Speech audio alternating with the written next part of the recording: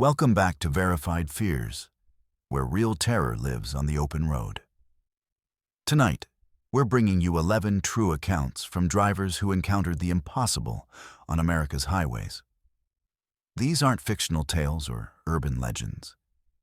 These are genuine experiences from real people who found themselves face to face with something that shouldn't exist on roads traveled by millions every day.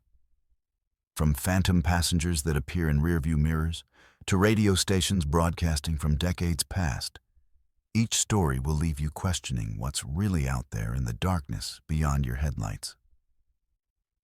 So buckle up and prepare yourself for 11 disturbing true encounters that prove sometimes the most terrifying journeys happen on roads that should be perfectly safe.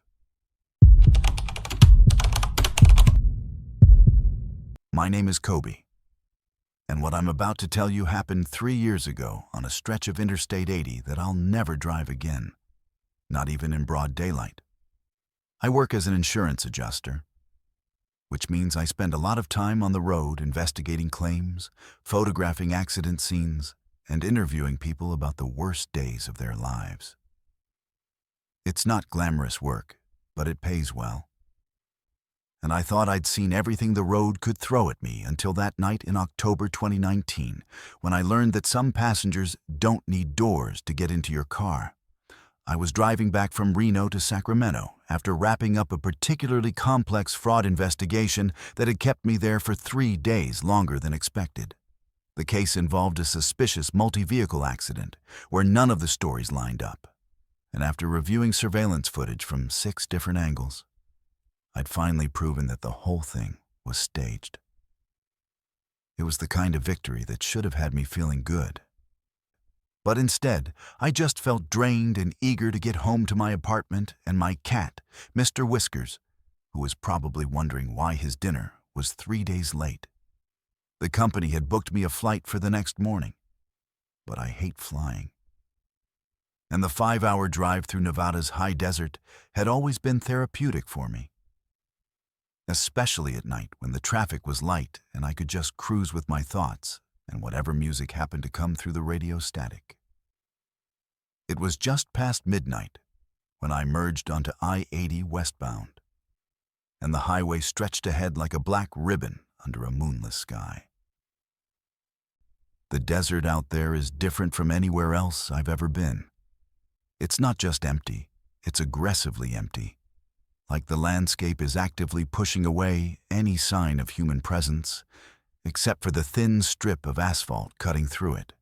My headlights carved a small bubble of reality in the darkness, illuminating maybe 100 yards of road ahead, before everything dissolved into absolute blackness.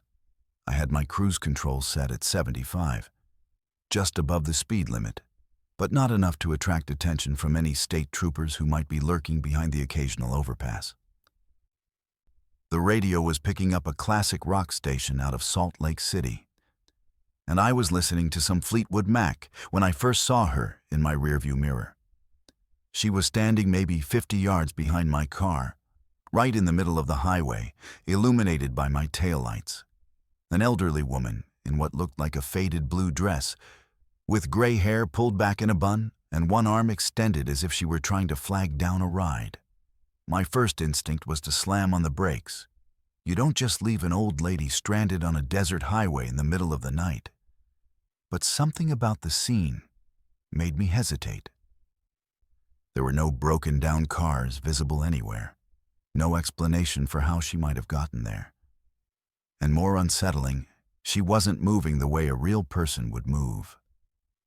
She was just standing perfectly still, like a photograph, while my car pulled away from her at 75 miles per hour.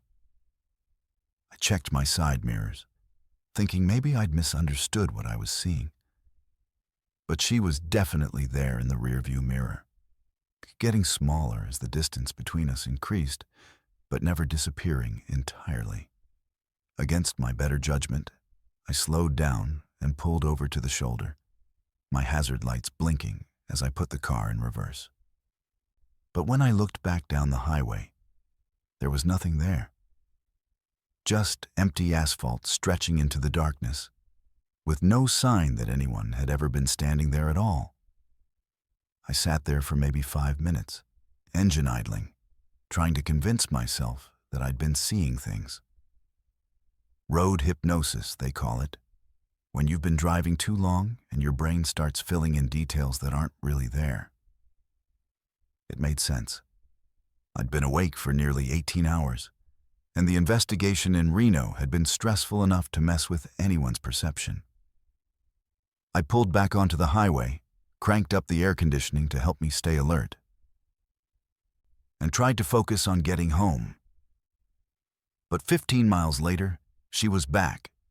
Same woman, same blue dress, same outstretched arm, standing in the exact same spot in my rearview mirror about 50 yards behind the car.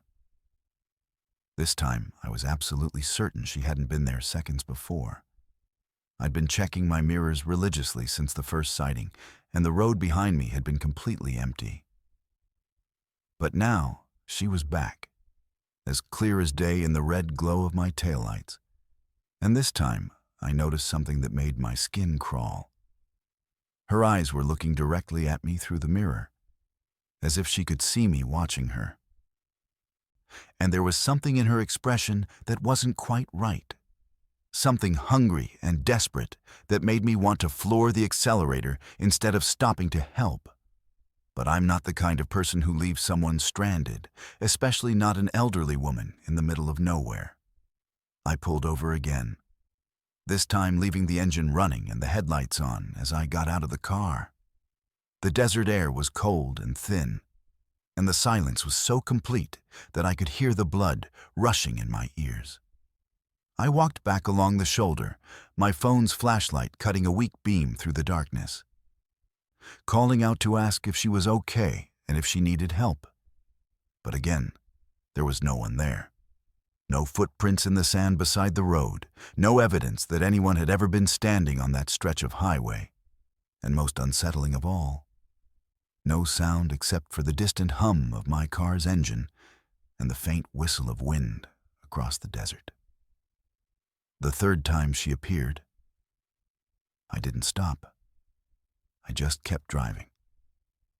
Hands gripped tight on the steering wheel, trying to ignore the way she seemed to be getting closer in the mirror, despite the fact that I was maintaining a steady 75 miles per hour. By the fourth sighting, she was close enough that I could make out details that should have been impossible to see at that distance and speed. Her dress wasn't just blue.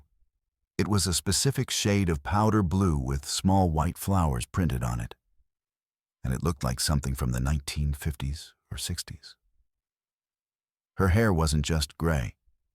It was silver white and perfectly styled in victory rolls that belonged to a different era entirely. And her eyes, which had been hard to make out before, were now clearly visible and focused directly on mine with an intensity that made me break out in a cold sweat.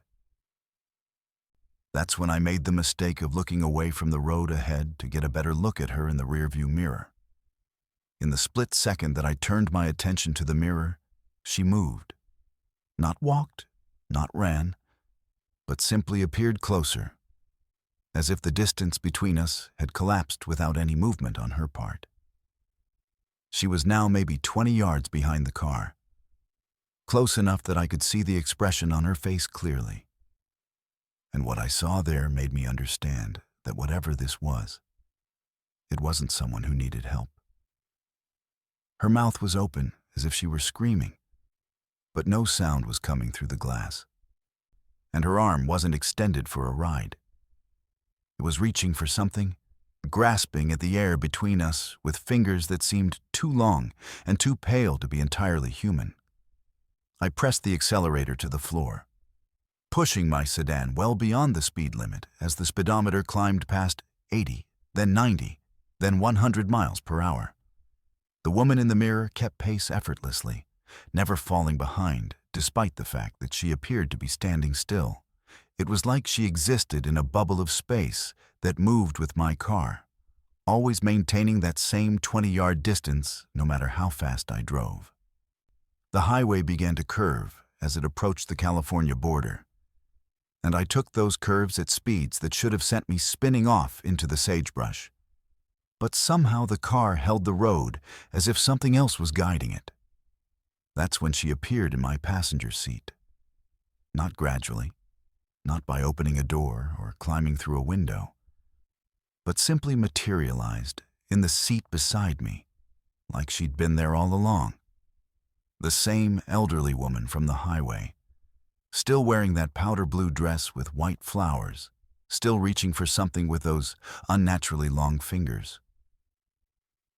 But now I could smell her, a combination of old perfume and something else. Something sweet and cloying that reminded me of flowers left too long in stagnant water.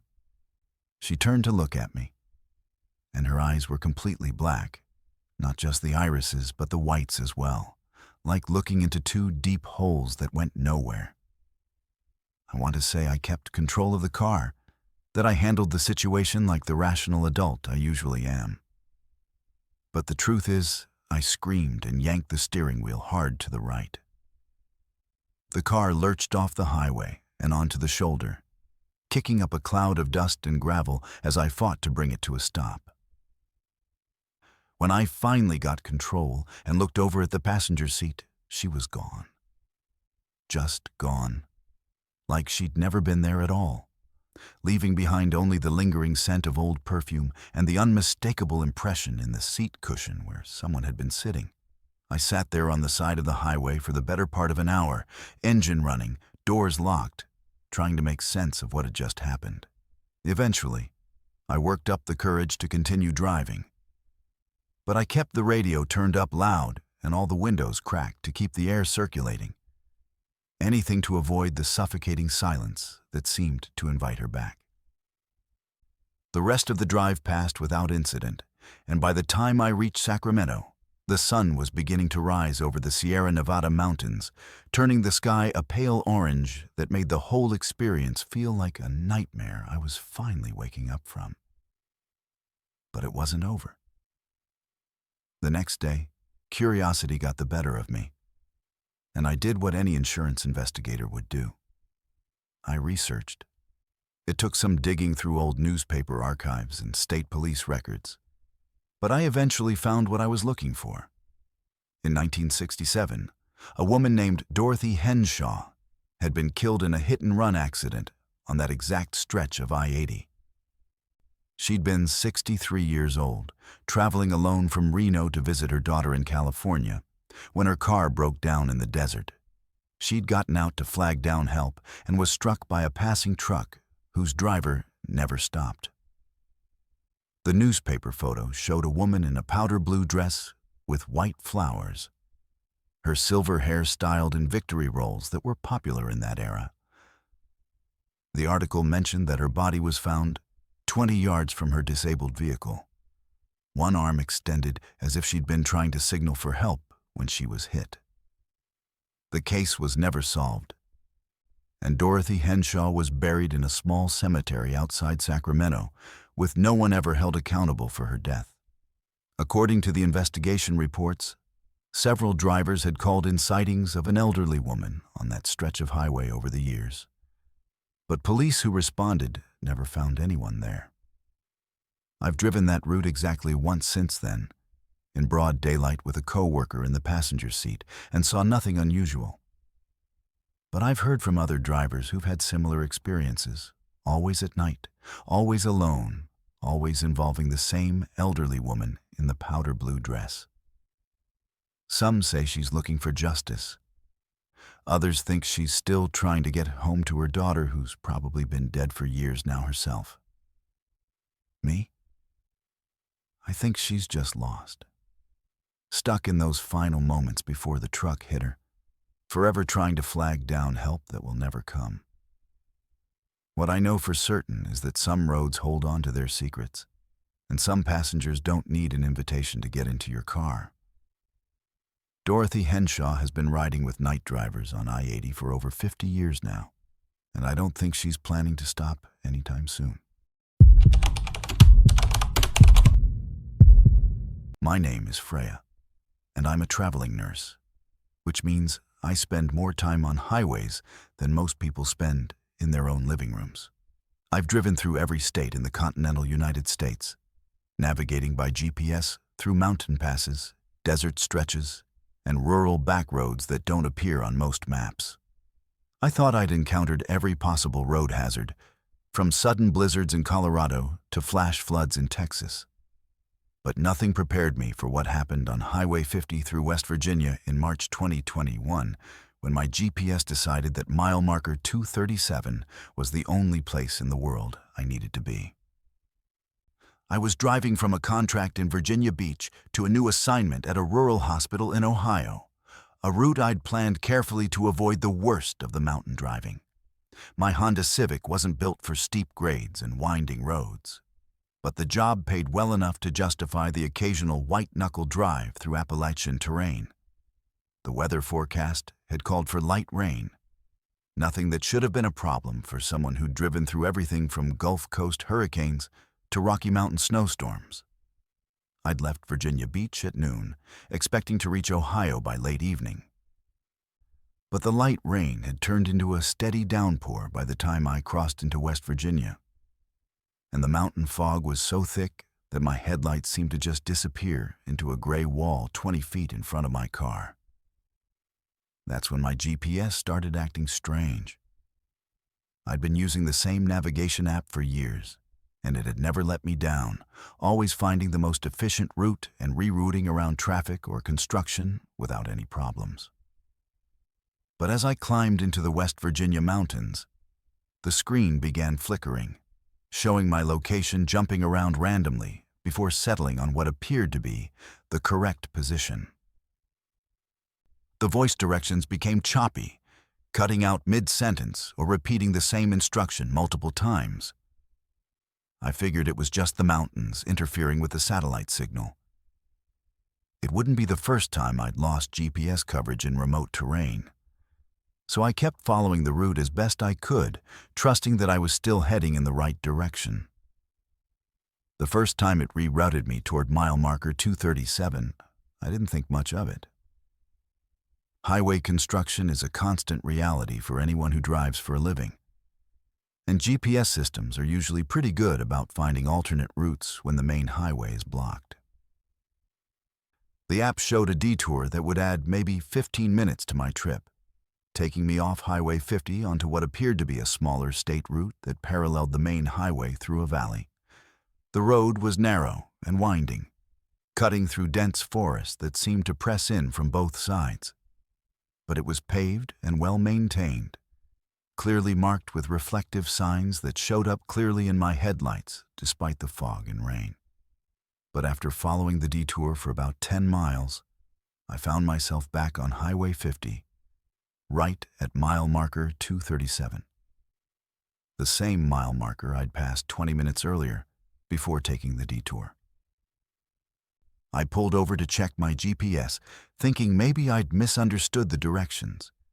But the screen showed that I was exactly where I was supposed to be, following the route to Ohio as planned. The strange thing was, there was no indication on the GPS that I'd taken any detour at all.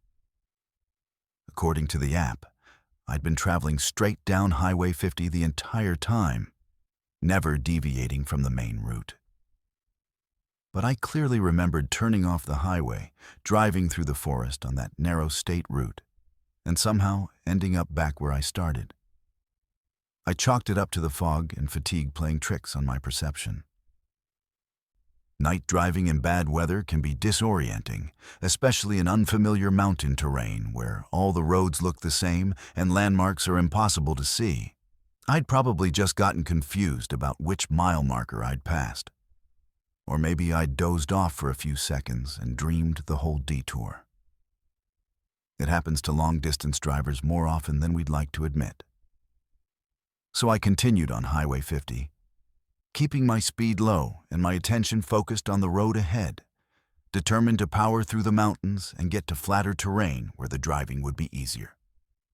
But 30 minutes later, my GPS rerouted me again. Same female voice, same calm instructions to take the next exit and follow the detour around construction ahead. Same narrow state route winding through the forest, same reflective signs barely visible through the rain and fog. And same result, after following the detour for what felt like 10 miles of winding mountain road, I found myself back at mile marker 237, as if I'd never left. This time, I was certain I hadn't imagined it. I'd been watching the mile markers carefully, counting them off as I passed, and I'd definitely been beyond mile marker 240 when the GPS had directed me to take the detour. That's when I started to panic. I pulled over at the mile marker and tried to call for help, but my cell phone showed no signal.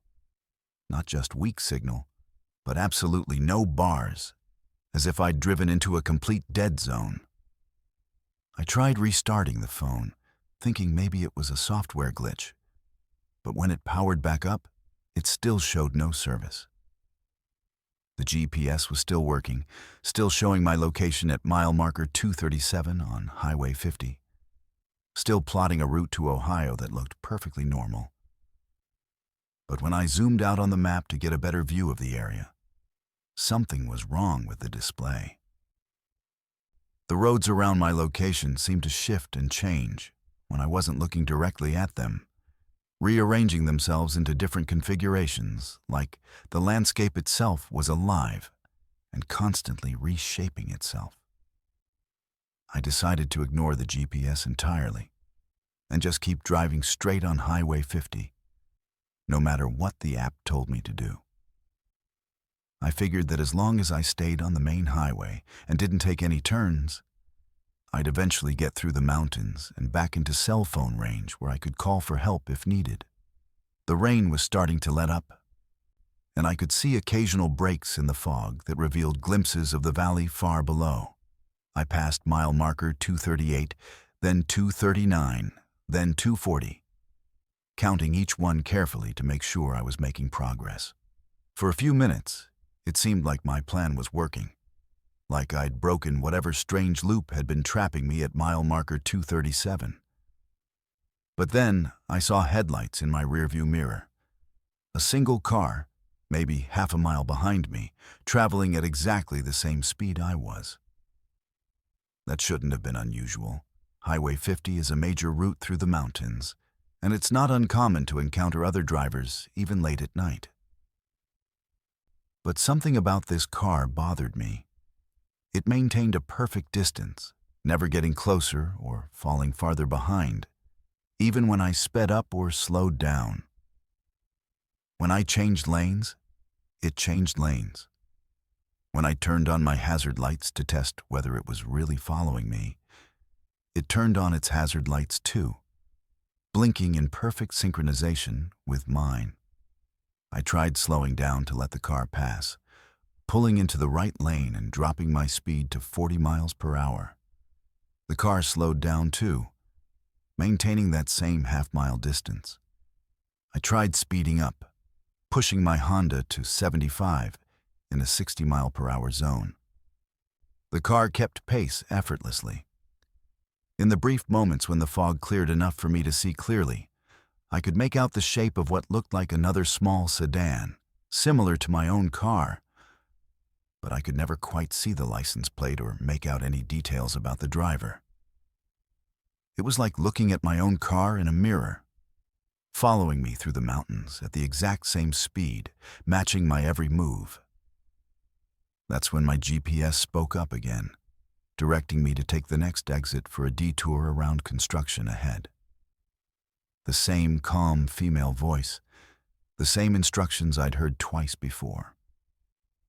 This time, I ignored it completely, keeping my foot steady on the accelerator and my eyes fixed on the road ahead.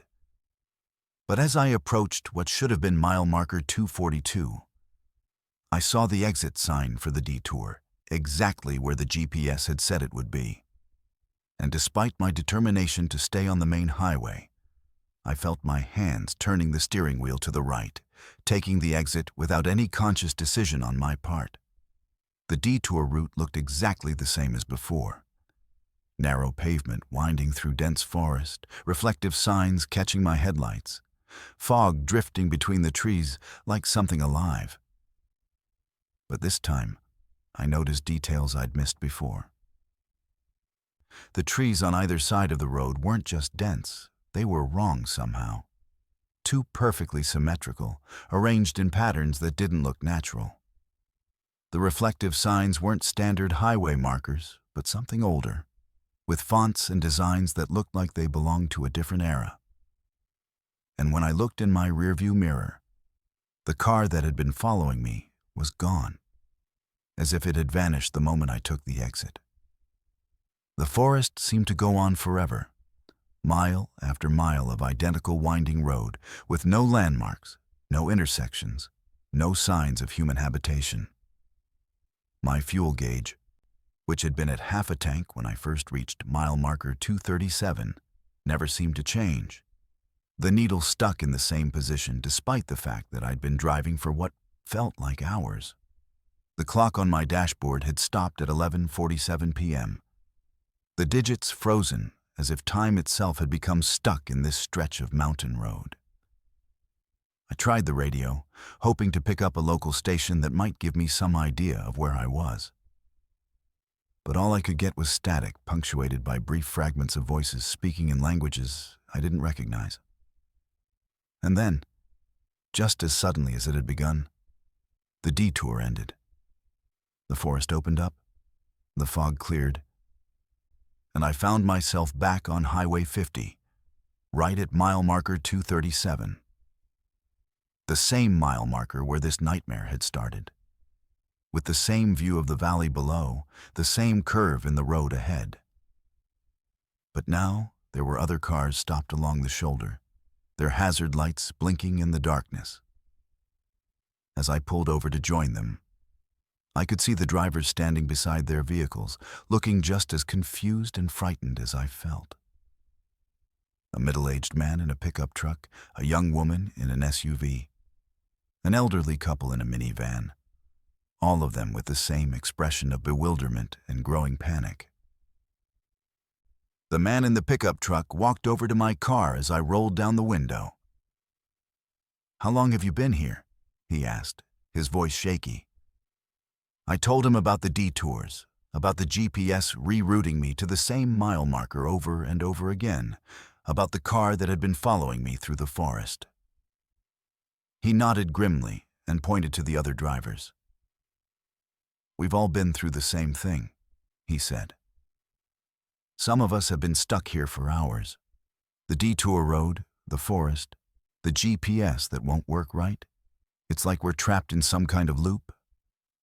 And the only place we can end up is right here at mile marker 237. We tried everything we could think of to break free from whatever was holding us there. We formed a convoy and drove together, thinking that maybe the phenomenon only affected individual cars.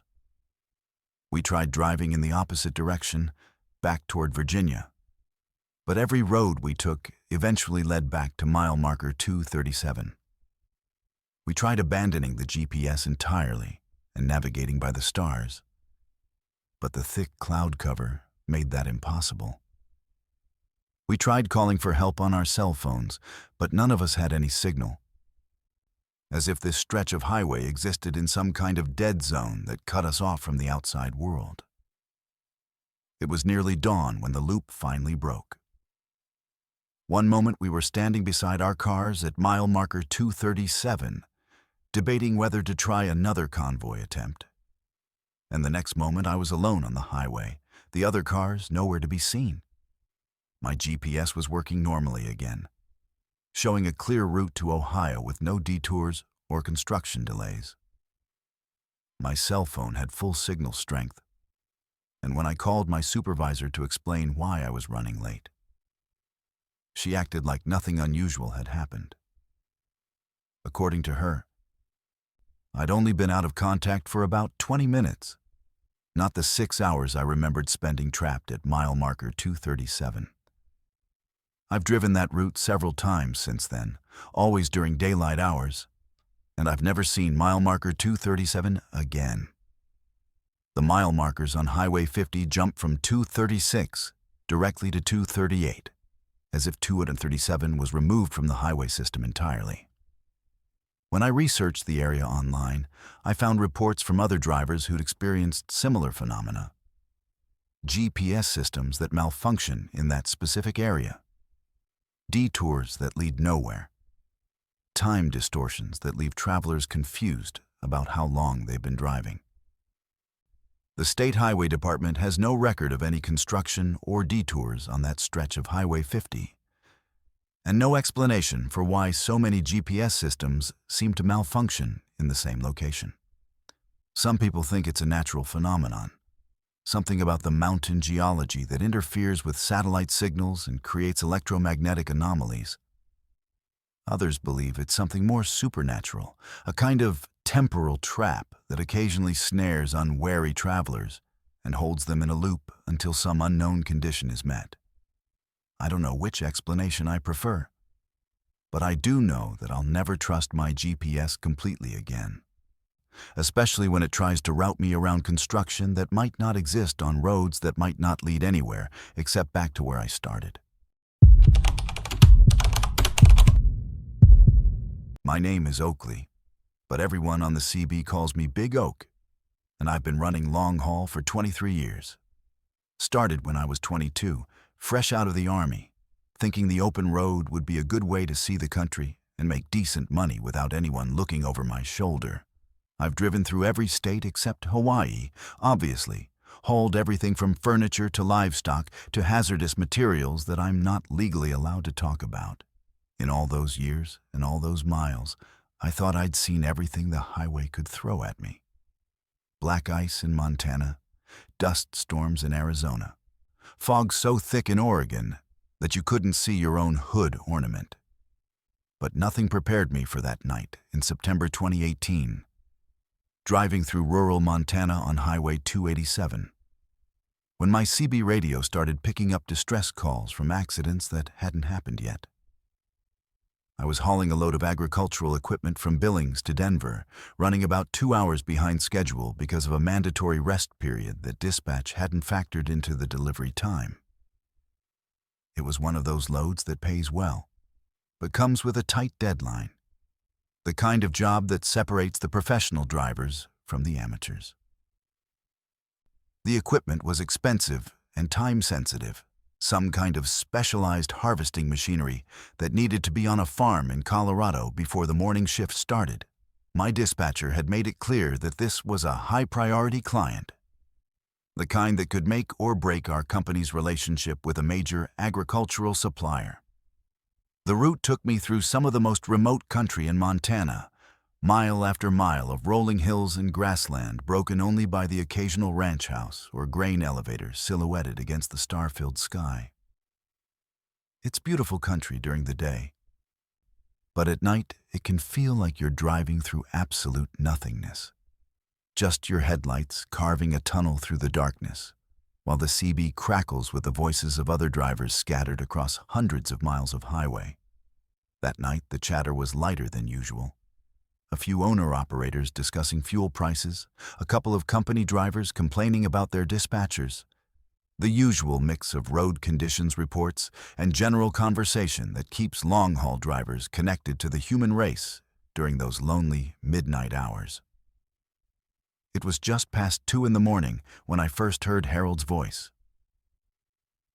He was using the handle Mile High, which wasn't familiar to me.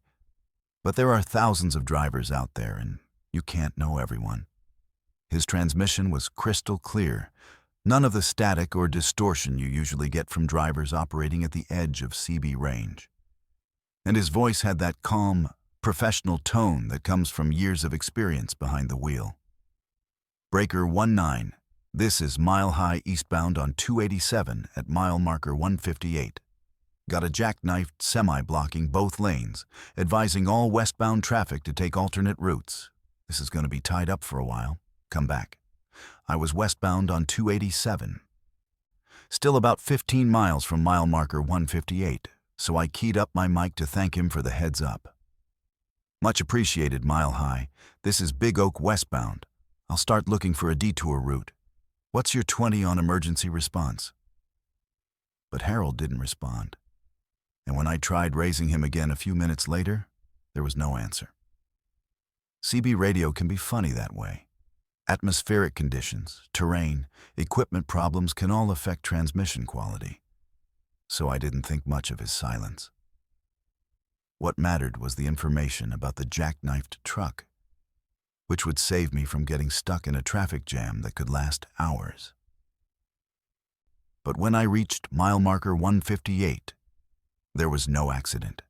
No jackknifed semi, no emergency vehicles, no traffic backup, nothing but empty highway stretching into the Montana darkness. I slowed down and scanned both sides of the road carefully, thinking maybe the wreck had been cleared faster than expected or that I'd misunderstood Harold's location. But the highway was completely normal. And when I checked with other drivers on the CB, none of them reported any accidents or delays on that stretch of 287. It was like Harold's transmission had been describing some alternate version of the highway. A parallel reality where the accident existed but hadn't crossed over into the real world yet. 20 minutes later, Harold's voice crackled through my speaker again. Breaker 19, mile high eastbound on 287 at mile marker 174. Got a vehicle fire on the right shoulder, single car fully engulfed. Fire department en route, but advising all traffic to use left lane and reduce speed for emergency vehicles. Come back. This time, I was already past mile marker 174. But I pulled over and called it in to the Montana Highway Patrol, figuring that if there really was a car fire, they'd want to know about it. And the dispatcher took my information politely, but told me they hadn't received any reports of vehicle fires in that area.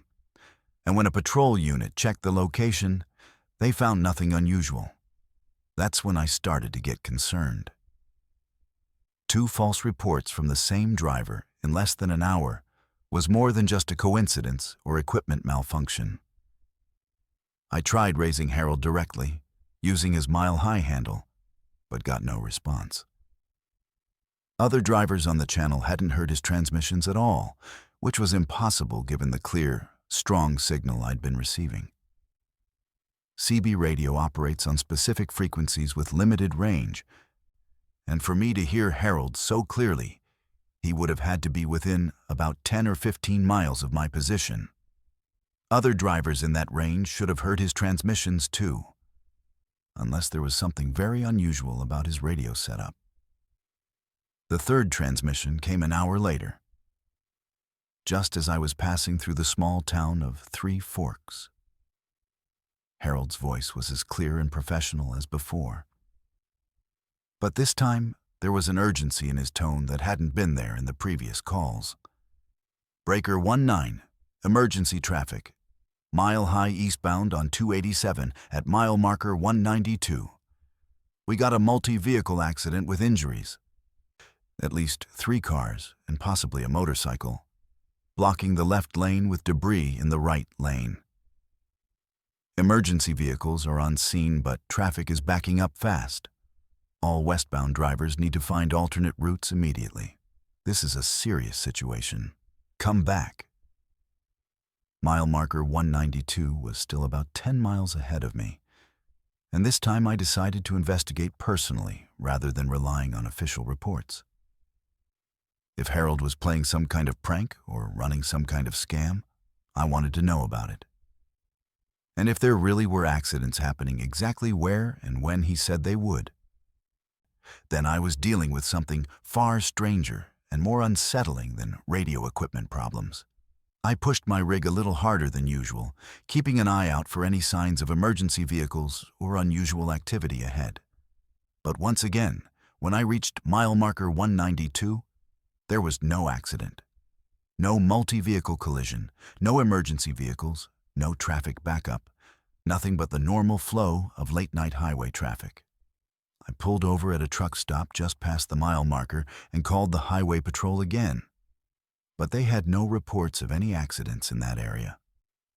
The dispatcher was starting to sound annoyed with my calls, and I couldn't blame her. From her perspective, I was some trucker who kept reporting accidents that didn't exist, wasting emergency resources on false alarms. That's when I decided to do some research of my own. Truck stops are good places to gather information, and the one near mile marker 192 was a popular overnight stop for drivers running the Montana-Colorado corridor. The night clerk was a friendly guy named Pete, who'd been working there for 15 years, and he knew most of the regular drivers by sight, if not by name. When I described Harold's voice and asked about the mile-high handle, Pete's expression changed immediately. "You mean Harold Brewster?" Pete said, his voice dropping to almost a whisper. "Drove for Mountain West Transport out of Denver. Ran this route twice a week for about 10 years. Good driver, always polite, always had time to chat about road conditions or weather.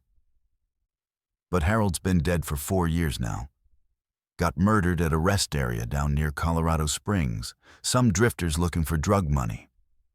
Terrible thing, Harold was just trying to get some sleep, and they beat him to death for maybe $50 in cash and whatever pills they thought he might be carrying in his cab." The hair on the back of my neck stood up as Pete continued. But here's the really strange part. Ever since Harold died, drivers have been reporting his voice on the CB during bad weather or dangerous road conditions.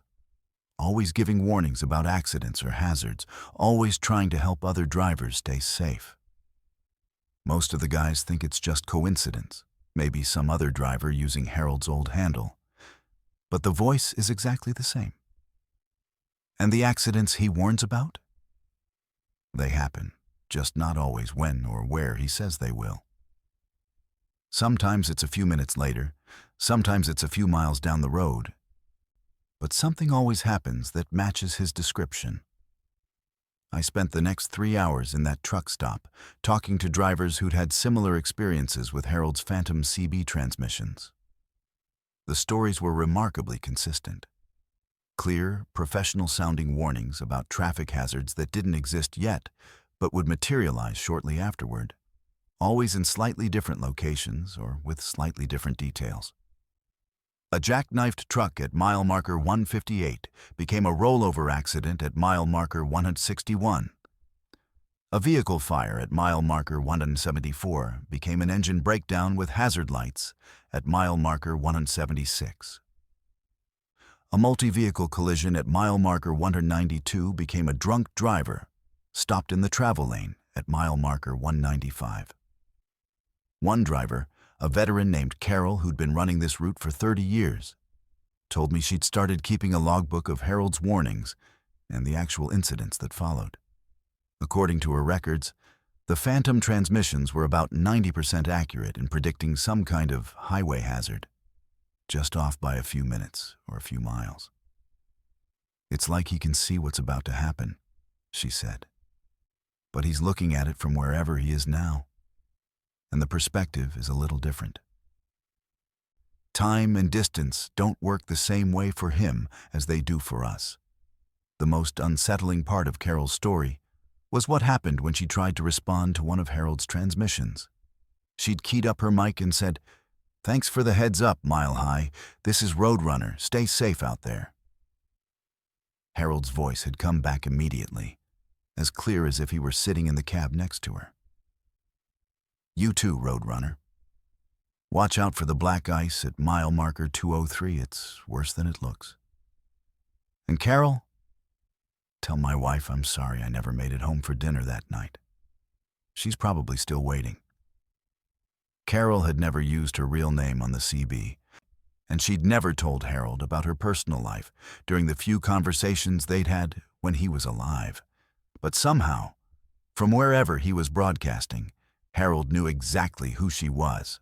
When she reached mile marker 203 20 minutes later, she found a state patrol car with its lights flashing, warning drivers about dangerous black ice conditions that weren't visible until you were right on top of them. I left that truck stop with a new respect for the mysteries of the highway and a different understanding of what it means to watch out for your fellow drivers. Over the next 5 years, I've heard Harold's voice maybe a dozen times. Always during dangerous weather or road conditions, always trying to keep other drivers safe. Sometimes His warnings are exactly accurate. Sometimes they're close, but not quite right. But there's always something happening that matches what he's trying to tell us. The last time I heard from Harold was 3 months ago, during a blizzard in Wyoming. His transmission was weaker than usual, full of static and hard to understand. But the message was clear. Big Oak, this is Mile High. You got a fuel leak under your trailer. Better pull over and check it before you lose your load, or worse, stay safe out there. Partner. I found a truck stop 10 miles later and discovered a small puncture in one of my fuel lines, probably caused by road debris kicked up by the wind. If I hadn't stopped to fix it, I might have run out of fuel in the middle of nowhere. Or worse, the leak might have caused a fire. I don't know how Harold does it, or why he's still out there watching over drivers 4 years after his death. Maybe some bonds are stronger than whatever separates the living from the dead. Maybe the highway itself holds on to the voices of drivers who spent their lives keeping others safe. Or maybe Harold just can't let go of the road that was his life for so many years. And death is just another kind of breakdown that won't keep him from doing his job. All I know is that when I hear Mile High's voice crackling through my CB speaker, I pay attention. Because Harold Brewster is still looking out for his fellow drivers, even from whatever distant mile marker he's broadcasting from now. My name is Piper, and I work in marketing for a tech company based in Boston. Which means I spend a lot of time traveling to client meetings throughout New England. I'm used to late nights, tight deadlines, and the kind of high-pressure presentations that can make or break million-dollar contracts. What I'm not used to is finding highway exits that shouldn't exist, leading to towns that time forgot, populated by people who seem to think Eisenhower is still president.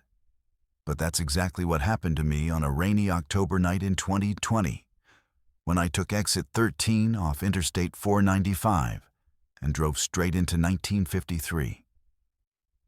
I was coming back from a disaster of a meeting in Providence, where I'd spent 3 hours trying to convince a pharmaceutical company to upgrade their digital marketing strategy, only to watch the deal fall apart because their CEO didn't trust any technology developed after the Clinton administration.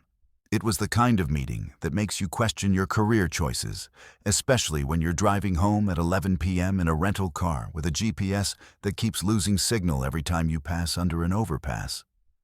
The company had booked me a hotel room in Providence, but I hate staying in unfamiliar places when I'm stressed, and my apartment in Cambridge was only an hour away, if traffic cooperated. The rain had started just as I merged onto I-495 north, turning from a light drizzle into a steady downpour that made the highway reflectors blur into long streams of white and yellow light.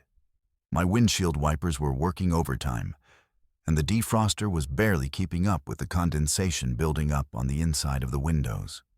It's the kind of weather that makes you want to slow down and find somewhere safe to wait it out. Stars. But I had an 8 a.m. meeting the next morning with a client who'd made it clear that punctuality was more important to him than politeness or preparedness. I was about 20 miles from my usual exit when I saw the sign for exit 13. It was one of those green highway signs with white lettering. Perfectly normal, except for the fact that I'd never noticed it before despite driving this route at least twice a month for the past 3 years. The exit was marked for Millfield, which wasn't a name I recognized, though there are dozens of small towns scattered throughout Massachusetts that I'd never had reason to visit. What caught my attention was the condition of the sign. It looked brand new, like it had been installed yesterday, with none of the weathering or fading that you'd expect to see on highway infrastructure that's been exposed to New England winters for years. I wasn't planning to take the exit, but as I approached the off-ramp, my GPS suddenly announced that there was an accident ahead on I-495 and that I should take exit 13 to avoid delays. The screen showed a red line indicating heavy traffic for the next 10 miles, which would add at least 40 minutes to my drive home. Taking the detour would only add 15 minutes according to the GPS, routing me through local roads before reconnecting with the interstate further north. It seemed like a reasonable trade-off, especially since I was already running later than I'd planned. The exit ramp curved to the right, leading down into what appeared to be a typical New England valley, with dense forest on both sides and a two-lane road that looked like it had been recently repaved. But as I descended into the valley, I noticed that the streetlights weren't the modern LED fixtures you see everywhere now, but older-style lights with that warm yellow glow that reminds you of old movies. The road signs were different too. Instead of the modern green signs with white lettering, these were black with white text in a font that looked distinctly vintage, like something from the 1950s. The first building I saw was a gas station, and that's when I knew something was seriously wrong. It wasn't just old-fashioned, it was authentically vintage. A white building with red trim, big plate glass windows, and two gas pumps with the old-style glass globes on top that lit up with the company logo. The signs advertised gasoline for 29 cents per gallon, which would have been expensive even in 1953. And there was a banner stretched across the front of the building announcing, "New Premium Ethyl Gasoline." The parking area was filled with cars that belonged in a museum. A powder blue 1951 Chevrolet Bel Air, a cream-colored 1949 Buick Roadmaster, a black 1953 Ford pickup truck with white wall tires and chrome bumpers that gleamed under the vintage streetlights. My rational mind immediately started looking for logical explanations. Maybe Millfield was one of those tourist towns that capitalize on nostalgia, where the local businesses dress up their storefronts to look like the 1950s and classic car enthusiasts gather for weekend shows. It wouldn't be the first time I'd stumbled across a themed community during my travels through New England, where Revolutionary War reenactments and colonial festivals are as common as Dunkin' Donuts stores. The attention to detail was impressive. Even the fire hydrants were painted to look vintage, and the telephone poles carried old-style glass insulators instead of modern ceramic ones. But as I drove deeper into Millfield's downtown area, the illusion became too complete to be just a tourist attraction. The buildings weren't just decorated to look vintage, they were authentically period-appropriate down to the smallest details. The movie theater was showing From Here to Eternity and Roman Holiday, movies that had been released in 1953, with ticket prices listed as 60 cents for adults and 25 cents for children. The clothing store windows displayed dresses with the full skirts and narrow waists that were fashionable in the early 50s, and the men's shop was advertising new wash and wear shirts as if drip-dry fabric was a revolutionary innovation. The people walking the sidewalks were dressed in period-appropriate clothing, women in dresses that fell below the knee with matching accessories, men in suits with narrow ties and hats that no one had worn unironically since the Eisenhower administration. Their hair was styled in victory rolls and slicked back parts that belonged to a different era entirely. But they weren't acting like costumed performers or weekend hobbyists. They were just going about their business, chatting with neighbors, window shopping, and behaving like normal people who happened to be living in 1953. I pulled into the parking lot of a diner called Mel's, partly because I was genuinely hungry, and partly because I wanted to test how committed this community was to their 1950s theme. The parking lot was filled with more vintage cars, and when I got out of my modern rental sedan, I felt conspicuously out of place. My business suit might have passed for professional attire in any decade, but my smartphone, my modern hairstyle, and my general demeanor clearly marked me as someone who didn't belong in this carefully preserved slice of the past. The inside of the diner was a masterpiece of 1950s design.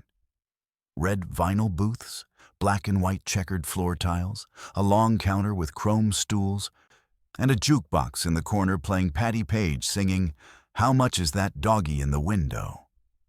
The waitress who seated me was wearing a pink uniform with a white apron and a name tag that said Betty. And she spoke with the kind of cheerful, professional courtesy that seemed genuine rather than performed for the benefit of tourists.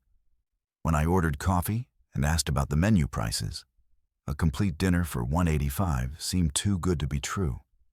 Betty looked at me with a puzzled expression and said, "Well, honey, that's what everything costs. Are you feeling all right? You seem a little confused." When I tried to pay with my credit card, she stared at the plastic rectangle like I was trying to hand her a piece of advanced alien technology.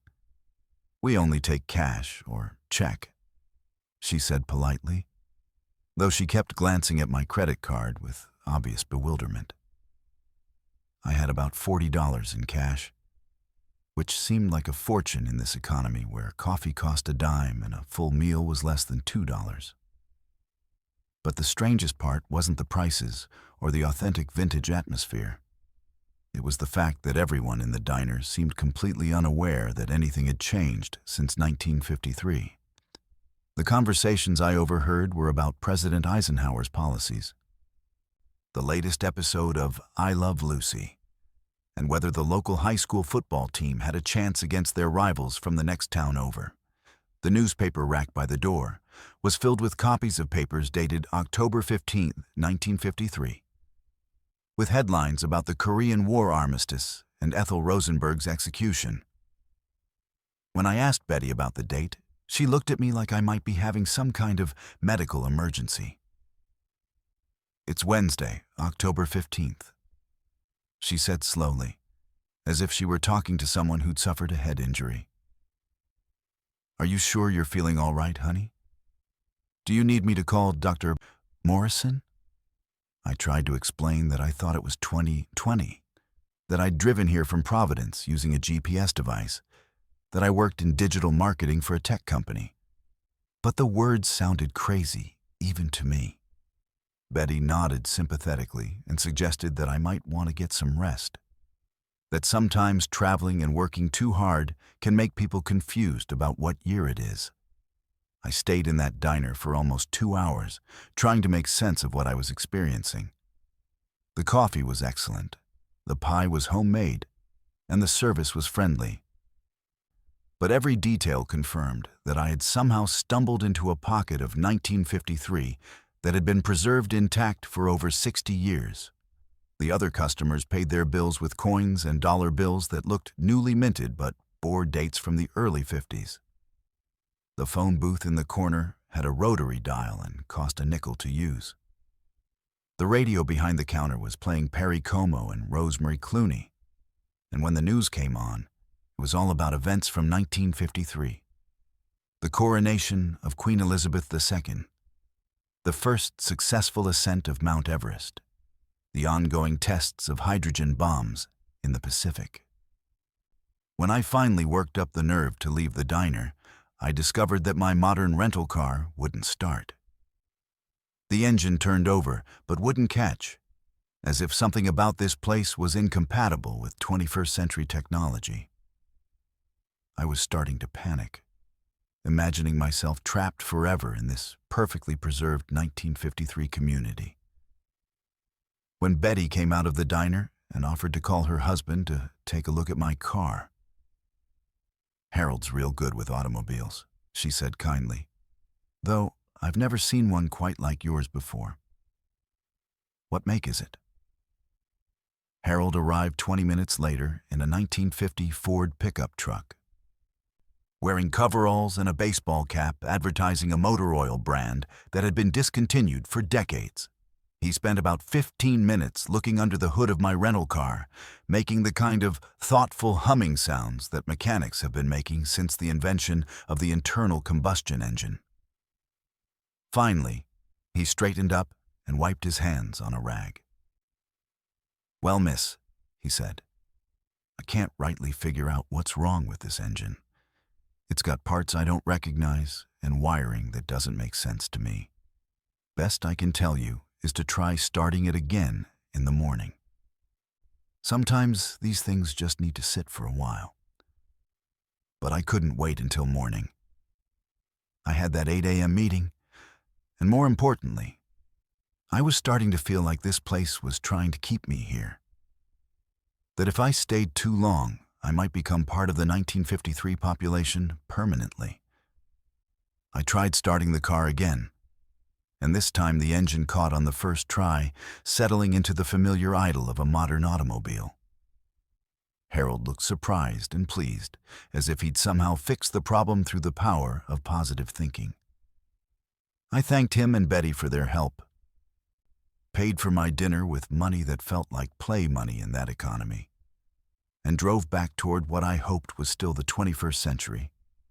The exit back to I-495 was exactly where I expected it to be, marked with the same vintage-style signs that had guided me into Millfield. But as I climbed the ramp back to the interstate, I could see the town shrinking in my rearview mirror. The warm, yellow streetlights growing dimmer until they disappeared entirely into the darkness. When I reached the top of the ramp and merged back onto I-495, my GPS immediately announced that the traffic delay had been cleared and that I should continue north to my original exit. The next morning, I tried to find Millfield on Google Maps, but there was no town by that name anywhere near exit 13 on I-495. In fact, according to the Massachusetts Highway Department, there is no exit 13 on that stretch of interstate. The exits jump from 12 to 14, skipping 13 entirely. When I called the Highway Department to ask about it, they told me that exit 13 was planned during the original construction in the 1960s, but was canceled due to environmental concerns and budget constraints. The land where it would have been built was eventually turned into a state forest preserve. I've driven that same route dozens of times since then, always looking for exit 13, but I've never seen it again. Sometimes, late at night when it's raining and I'm tired from a long day of meetings, I think I catch a glimpse of those vintage streetlights in my peripheral vision, or I hear what sounds like Perry Como coming through the static on the radio. But when I look directly at the spot where exit 13 should be, there's nothing there but trees and darkness and the normal flow of modern traffic heading home through the Massachusetts night. My name is Daxton, and I'm a mechanic by trade. But my real passion is cars. Building them, racing them, and pushing them to their limits on empty stretches of highway, where the speed limit is more of a suggestion than a law. I've been modifying vehicles since I was 16, turning ordinary cars into extraordinary machines that can outrun most of what Detroit puts on the showroom floor. So when I tell you that I encountered 3 identical black SUVs on Highway 191 through the Utah desert that moved with a precision no human driver could achieve, you'll understand that I know the difference between advanced driving and something that defies the laws of physics entirely. It was September 2017, and I was driving my latest project from Salt Lake City to Denver, a 1967 Mustang Fastback that I'd spent 3 years rebuilding from the ground up. The engine was a custom-built 427 Windsor with a supercharger that could push out over 600 horsepower, backed by a 6-speed manual transmission that I'd adapted from a modern sports car. The suspension was completely reworked with adjustable coilovers, and the brakes were upgraded with racing spec components that could stop the car from 100 miles per hour in less distance than most modern vehicles could manage from 60. It wasn't just a restoration, it was a complete reimagining of what a classic muscle car could be with modern engineering and unlimited attention to detail. I'd chosen Highway 191 because it's one of those roads that car enthusiasts dream about. Long, straight stretches through desert landscape with minimal traffic and excellent visibility for miles in every direction. The speed limit was 80 miles per hour, but the road was designed for much higher speeds.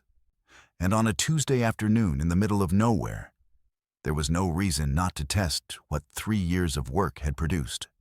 The Mustang ran like a dream, the supercharger whining softly as I pushed the car through its gears, the engine note echoing off the canyon walls that rose on both sides of the highway.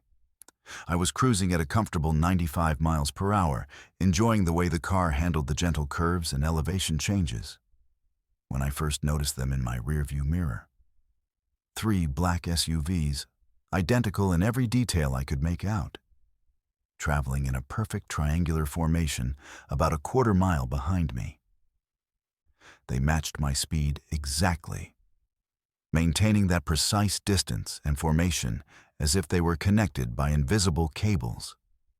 At first, I assumed it was some kind of government convoy or corporate security detail. The vehicles looked expensive and professional, the kind of black Suburbans or Escalades that federal agencies use for transporting officials through remote areas. But as the miles passed, their behavior became increasingly unnatural. When I sped up to test my car's acceleration, pushing it to 110 miles per hour, they accelerated smoothly to match my speed, never falling behind or getting closer. When I slowed down to 75 to see if they would pass, they slowed down too, maintaining that same quarter-mile distance with mechanical precision. Most unsettling was their formation.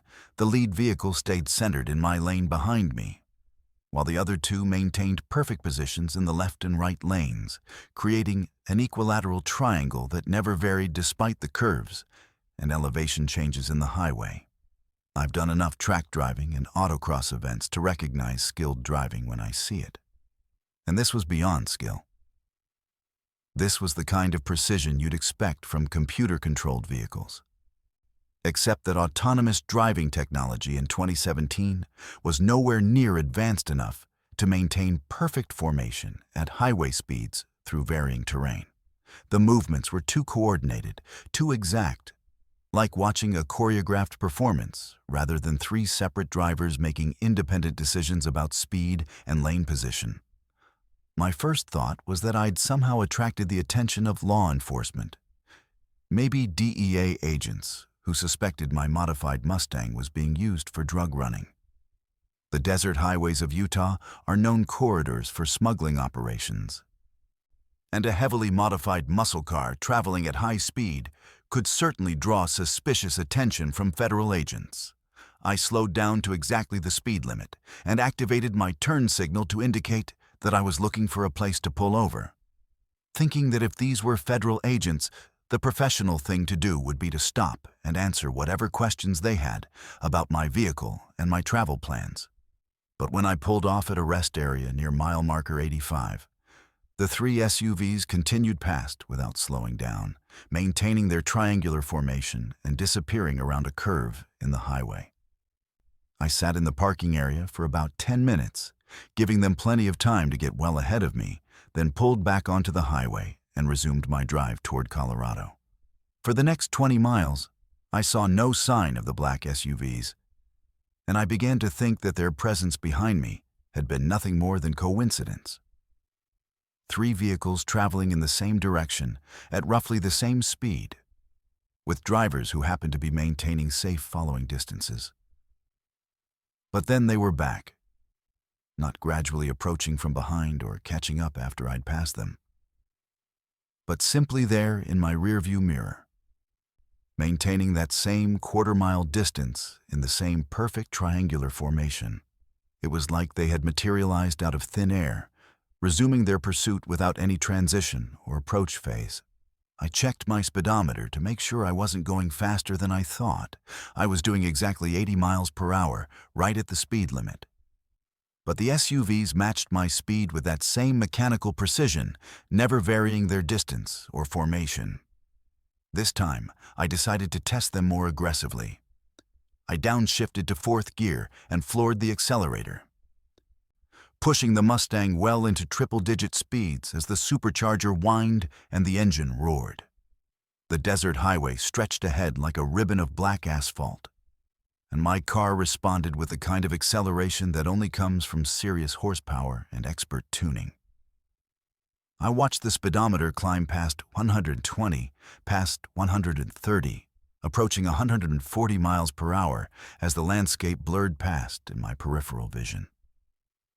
The black SUVs kept pace effortlessly.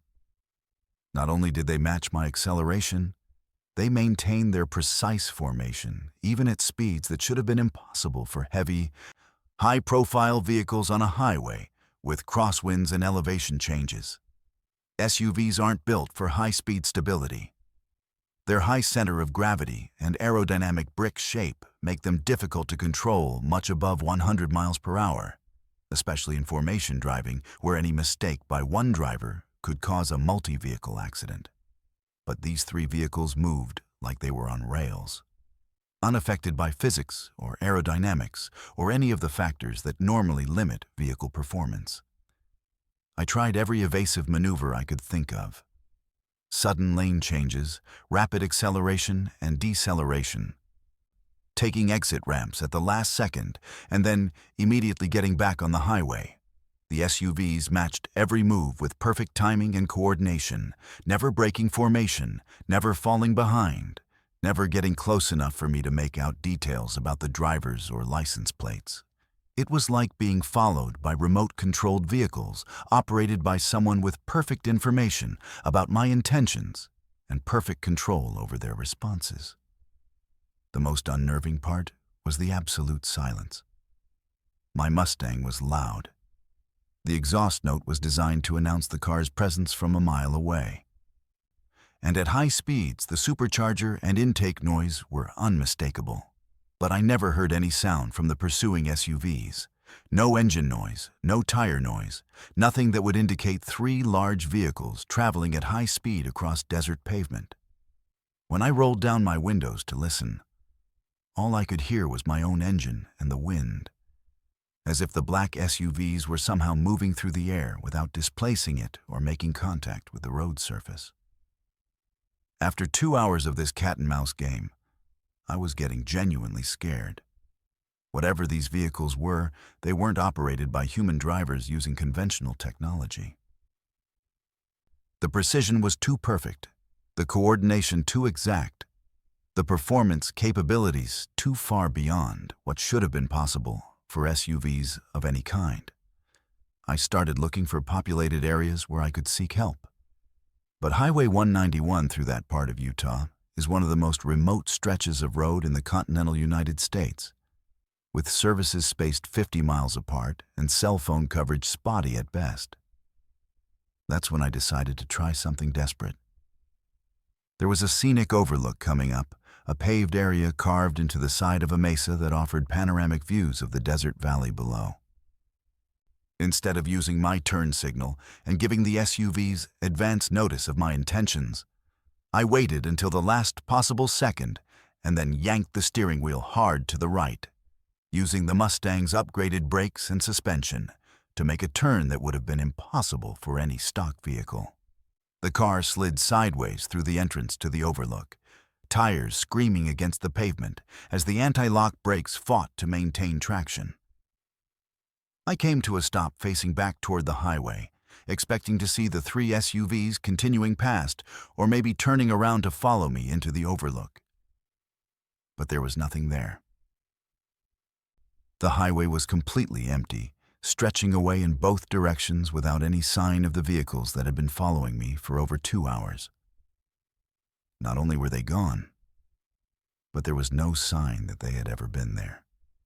No dust clouds from hard braking, no tire marks from sudden maneuvers, no distant headlights disappearing over the horizon. I sat in that overlook for almost an hour, watching the highway and trying to make sense of what I'd experienced. A few normal vehicles passed, a pickup truck, a minivan, a semi-trailer hauling cattle, but no black SUVs. When I finally worked up the courage to continue my drive to Denver, I kept checking my rearview mirror constantly, but the mysterious convoy never reappeared. The rest of the drive was completely normal, just me and my Mustang cruising through the desert under a sky full of stars. Later, back home in my garage, I started researching Highway 191 and found some interesting information. In 1983, a government convoy of 3 vehicles had crashed in that exact area during a classified transport mission, according to the declassified accident report I found through a Freedom of Information Act request. The convoy consisted of 3 identical black SUVs, carrying sensitive materials from a research facility in Utah to a storage site in Colorado.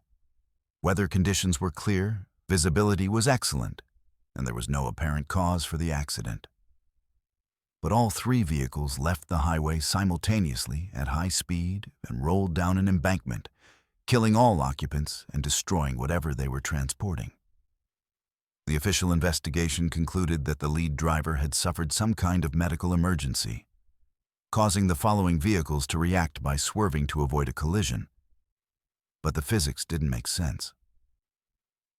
For all 3 vehicles to leave the highway at exactly the same point and follow identical trajectories down the embankment suggested a level of coordination that would be impossible if the drivers were reacting to an unexpected emergency.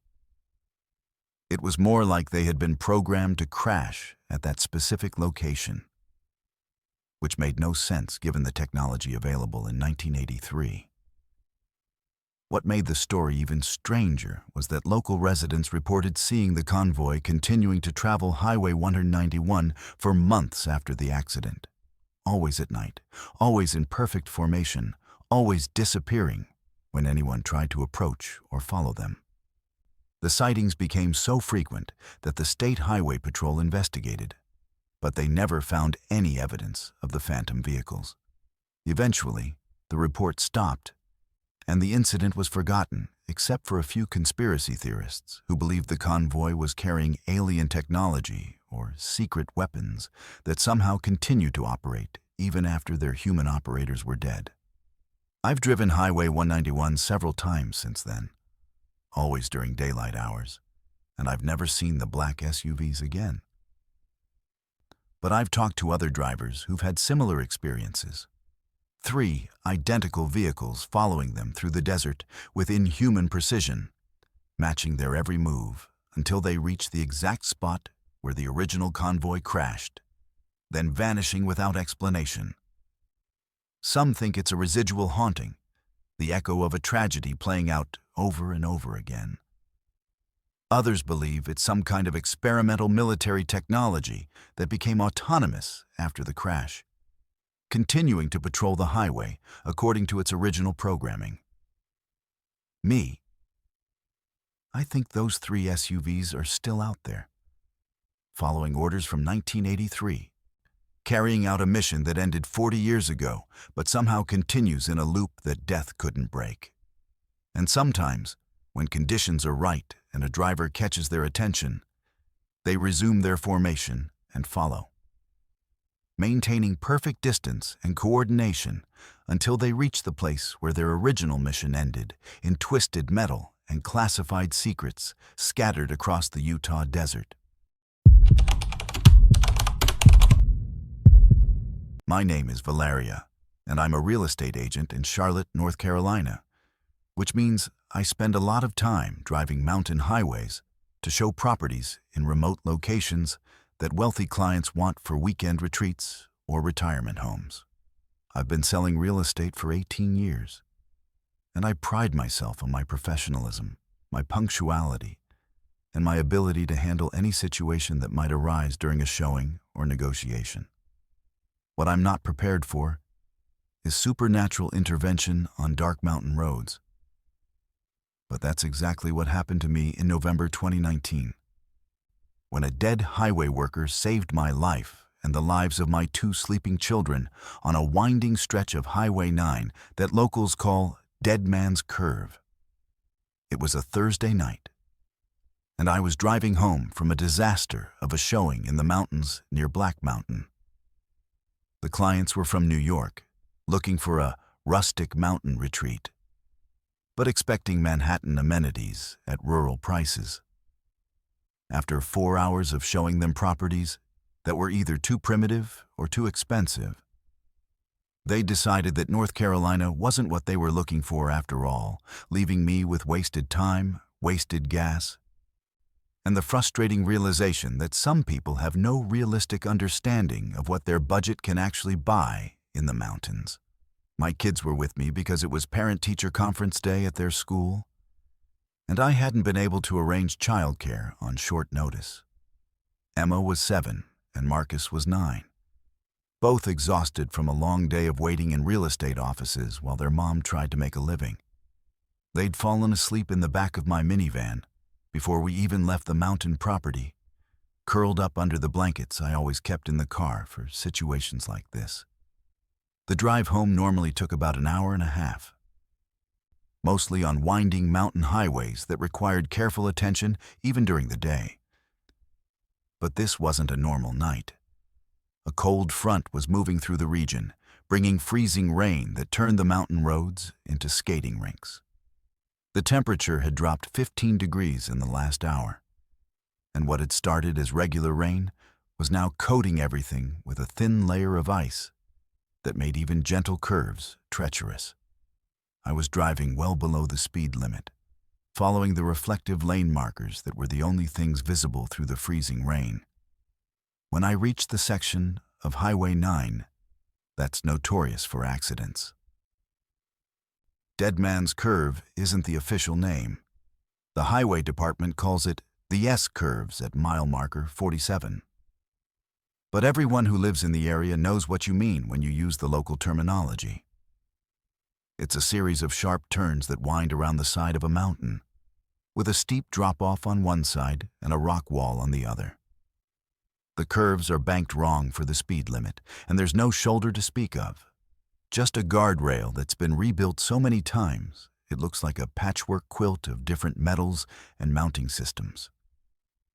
On a clear day with dry pavement, it requires careful attention from experienced mountain drivers.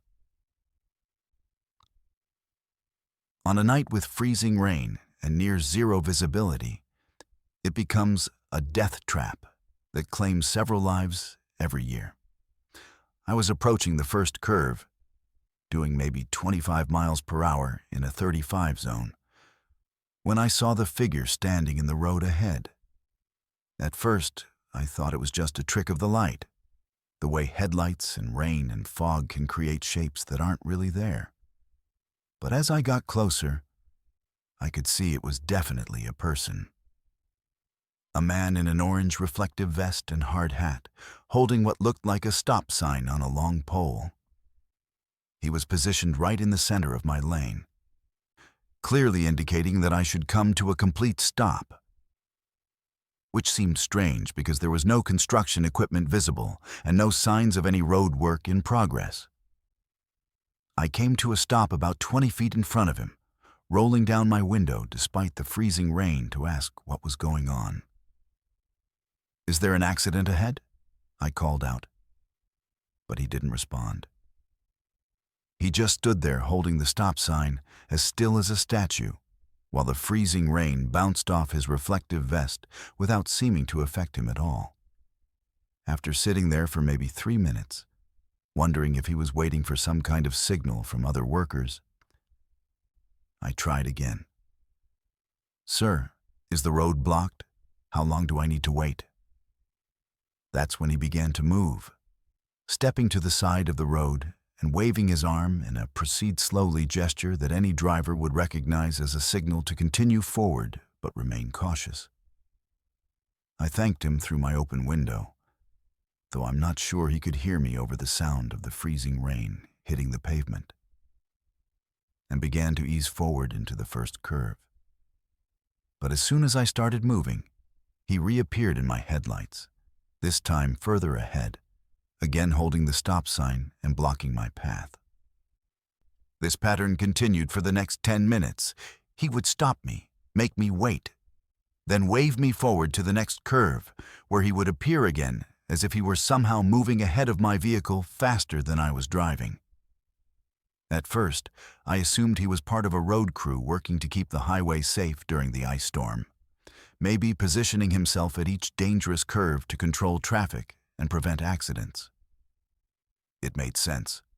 Highway 9 through that area is maintained by the county, and they have crews that work around the clock during severe weather events to keep the roads passable and respond to emergencies. The man's equipment looked professional. His reflective vest and hard hat were regulation safety gear, and his hand signals were textbook perfect, exactly what you'd expect from an experienced highway worker who'd spent years directing traffic around construction zones and accident scenes. But there were details that didn't make sense. I never saw any county vehicles, no maintenance trucks or snowplows or any of the equipment that road crews use during ice storms. There were no flares or cones or temporary signs indicating that road work was in progress. Most importantly, the man never seemed to get wet despite the freezing rain that was coating my windshield faster than the wipers could clear it. His reflective vest remained perfectly clean and bright, and he moved with the kind of steady, unhurried precision that seemed unnatural for someone working in dangerous weather conditions on a treacherous mountain road. The strangest part was his timing. Each time he stopped me, it was just before a curve where the ice was particularly bad, where the combination of the banking and the slope and the weather conditions created a perfect storm of factors that could send a vehicle sliding off the road and down the mountainside. And each time he let me proceed. It was after giving me just enough time to let my speed drop to almost nothing, ensuring that I would navigate the curve safely, even with minimal traction. It was like he had perfect knowledge of exactly where the road was most dangerous, and exactly how long I needed to wait for conditions to improve just enough to make it through safely. After about 20 minutes of this stop-and-go progress through Dead Man's Curve, I finally reached the straight section on the other side where the road leveled out and the ice wasn't as much of a problem. I expected to see the highway worker one more time, maybe to thank him for his help and ask about road conditions ahead. But when I looked for him in my rearview mirror, he was nowhere to be seen.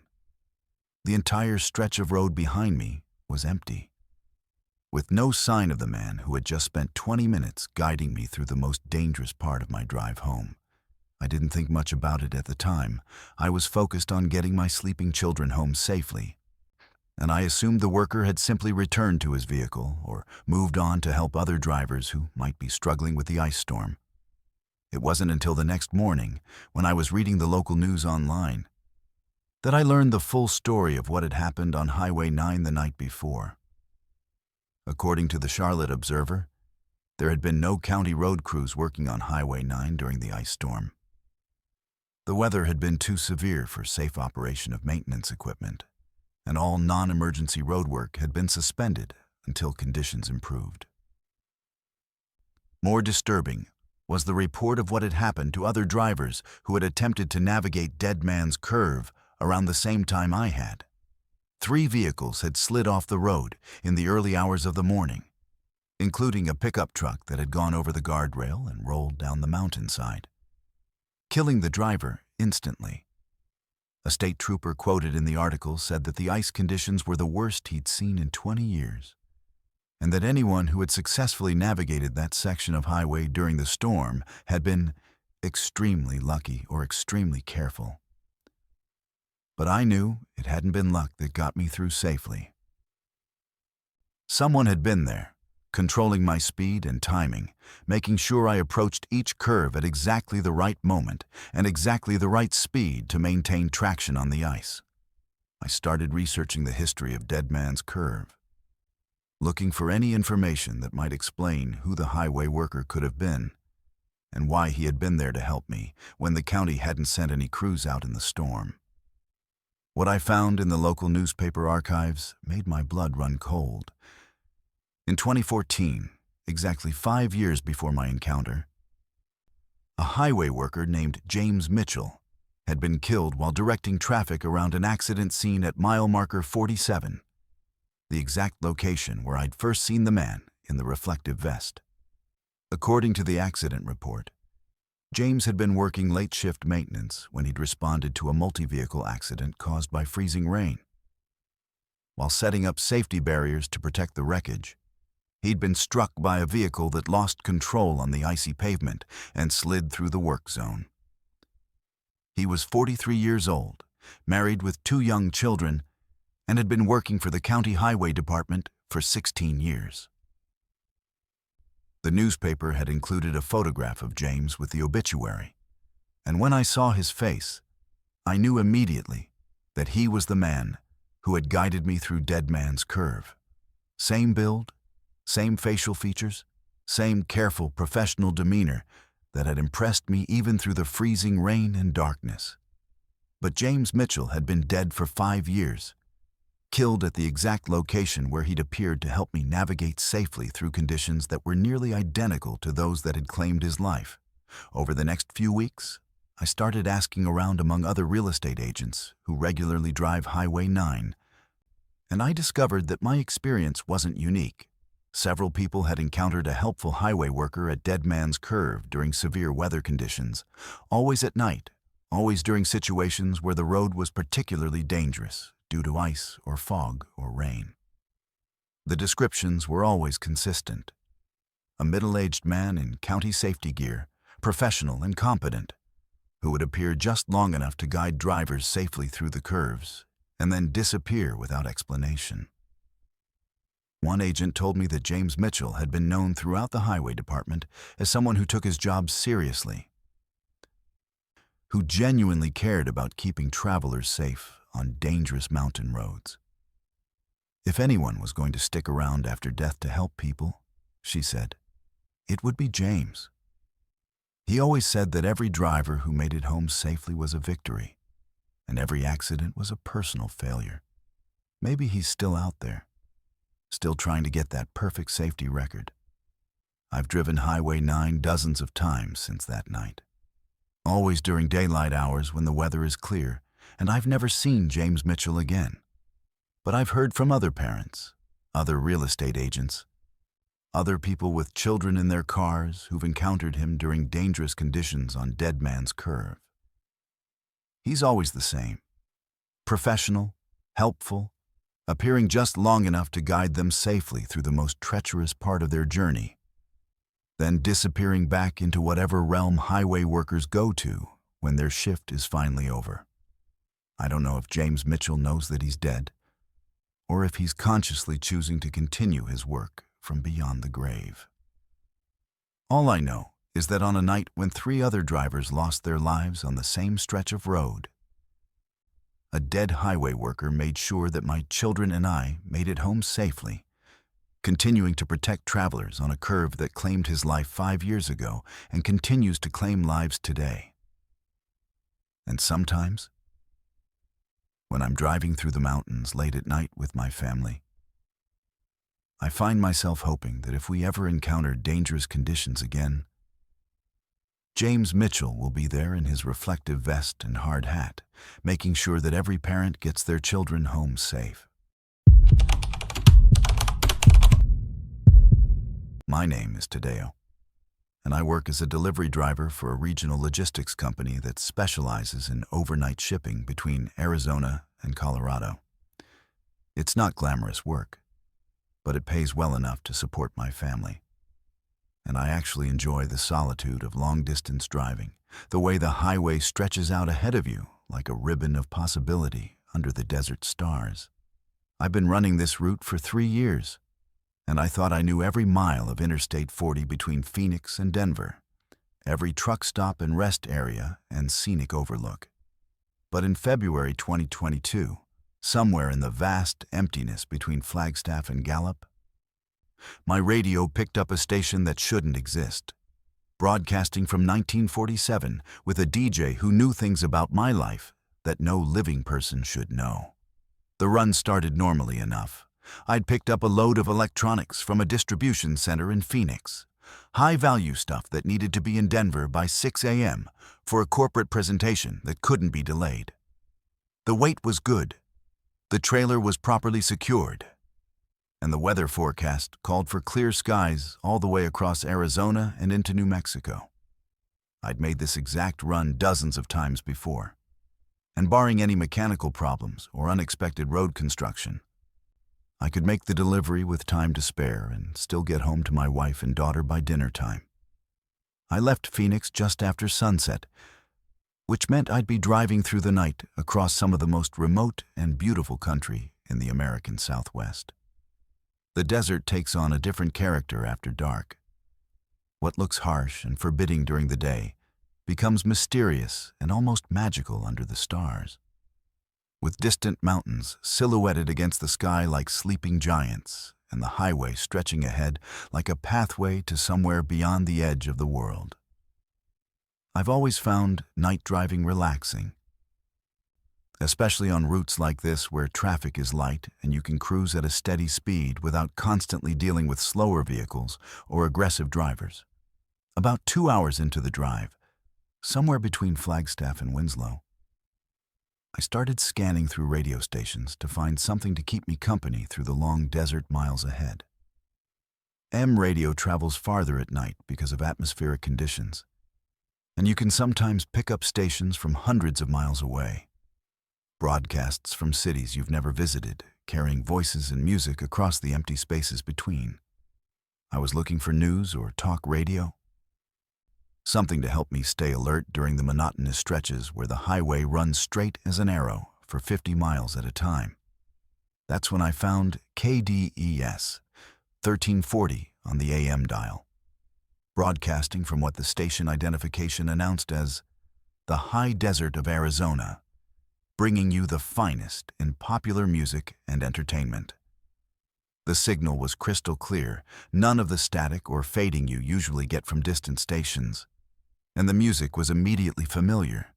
Big band jazz from the 1940s, the kind of swing music my grandfather used to play when I was a kid. Glenn Miller, Tommy Dorsey, Benny Goodman, all the giants of the swing era, playing their most famous arrangements with that warm, rich sound that only comes from analog recording equipment and musicians who learned their craft in the dance halls and ballrooms of the war years. The DJ had a smooth, professional voice with a kind of mid-Atlantic accent that radio announcers cultivated in the 1940s, when broadcasting was still considered a prestigious profession that required perfect diction and impeccable timing. He called himself Johnny Midnight, and he spoke between songs with the easy confidence of someone who'd been working in radio for years, sharing bits of music history and gentle humor that felt genuine rather than scripted. That was Glenn Miller and his orchestra with Moonlight Serenade, recorded live at the Glen Island Casino back in 1939, he said after one song ended. Hard to believe that was 8 years ago now, but time has a way of slipping past when you're not paying attention.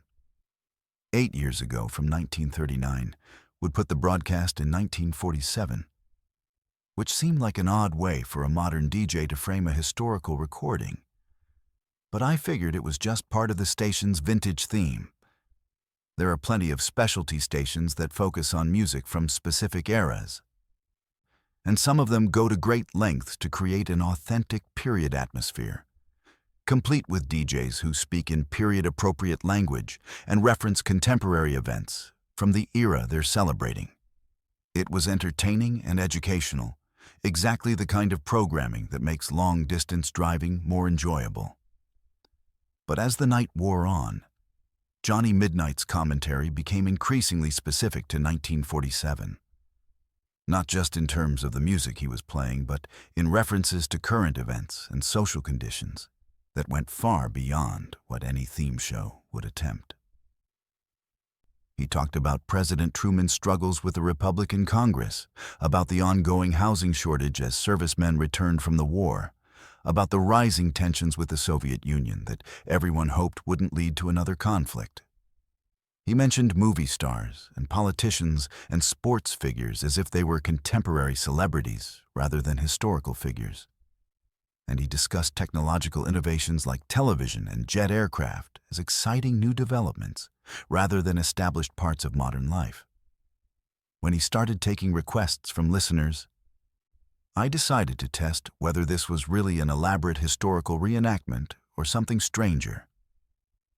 I don't have a CB radio in my delivery truck, but I do have a cell phone, and the station had given out a phone number for listeners who wanted to request songs or share dedications. I called the number expecting either to get a busy signal or to reach some kind of automated system that would maintain the 1947 illusion. But Johnny Midnight answered personally on the second ring. "KDES, you're on the air with Johnny Midnight," he said, his voice exactly the same as it sounded through the radio. "What can I play for you tonight, friend?" I asked him to play something by Nat King Cole, thinking that would be a safe request that would fit with the station's format. But his response caught me completely off guard. "Nat King Cole, excellent choice," he said. "I've got his new recording of the Christmas song right here, just came in from Capitol Records last week. Beautiful arrangement, though I have to say it's a little unusual to be playing Christmas music in February. Special occasion, Tadeo?" He'd used my name. I hadn't told him my name during our brief conversation, and there was no way he could have known it from caller ID or any other technological source, especially if he was really broadcasting from 1947. But somehow Johnny Midnight knew exactly who was calling, and he pronounced my name perfectly, with the correct Spanish pronunciation that most English speakers get wrong. I was so surprised that I just mumbled something about liking Christmas music year-round and hung up. But a few minutes later, Nat King Cole's voice filled my truck cab with the Christmas song, performed with the intimate, conversational style that made him one of the greatest interpreters of American popular song.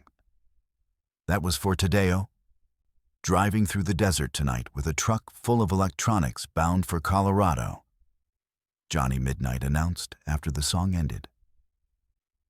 "Safe travels, friend, and give my regards to your wife Maria and your little girl Sophia when you get home. They're lucky to have a man who works so hard to provide for his family." My blood ran cold. I'd never mentioned my wife and daughter to anyone at the radio station, and I certainly hadn't told Johnny Midnight their names during our brief phone conversation. But somehow, he knew not just their names, but details about my life that only someone who knew me personally would know. And over the next 100 miles, Johnny Midnight continued to demonstrate impossible knowledge about my life, my family, and my circumstances. He played songs that had special meaning for Maria and me. "La vida es un sueño" by Benny Moré, which had been playing when we first danced together at her cousin's wedding, and "Bésame mucho" by Consuelo Velázquez, which Maria used to sing to Sophia when she was a baby. Between songs, he shared memories and observations that seemed to come from someone who had been present at important moments in my life. Someone who knew my hopes and fears and dreams in a way that felt both comforting and deeply unsettling. "You know, Tadeo," he said during one break between songs, "I've been thinking about what you told me last year about wanting to start your own trucking company. That's a big dream, friend, and it's going to take courage and determination to make it happen. But I believe in you, and I think your father would be proud of the man you've become, even if he never got to see you succeed in the way you're going to succeed. My father had died when I was 15, and I'd never spoken to anyone at KDES about my business plans or my relationship with my father, but Johnny Midnight spoke about these things as if we were old friends, as if we'd had many conversations over the years about my ambitions and my family history. The most unsettling moment came around 3 a.m, as I was crossing into New Mexico and beginning the long climb through the mountains toward Gallup. Johnny Midnight had just finished playing a Tommy Dorsey arrangement of "I'll Never Smile Again" when he addressed me directly, without any prompting or phone call on my part. "Tadeo, I know you're wondering how I know so much about your life," he said, his voice carrying a note of sadness that hadn't been there earlier in the broadcast.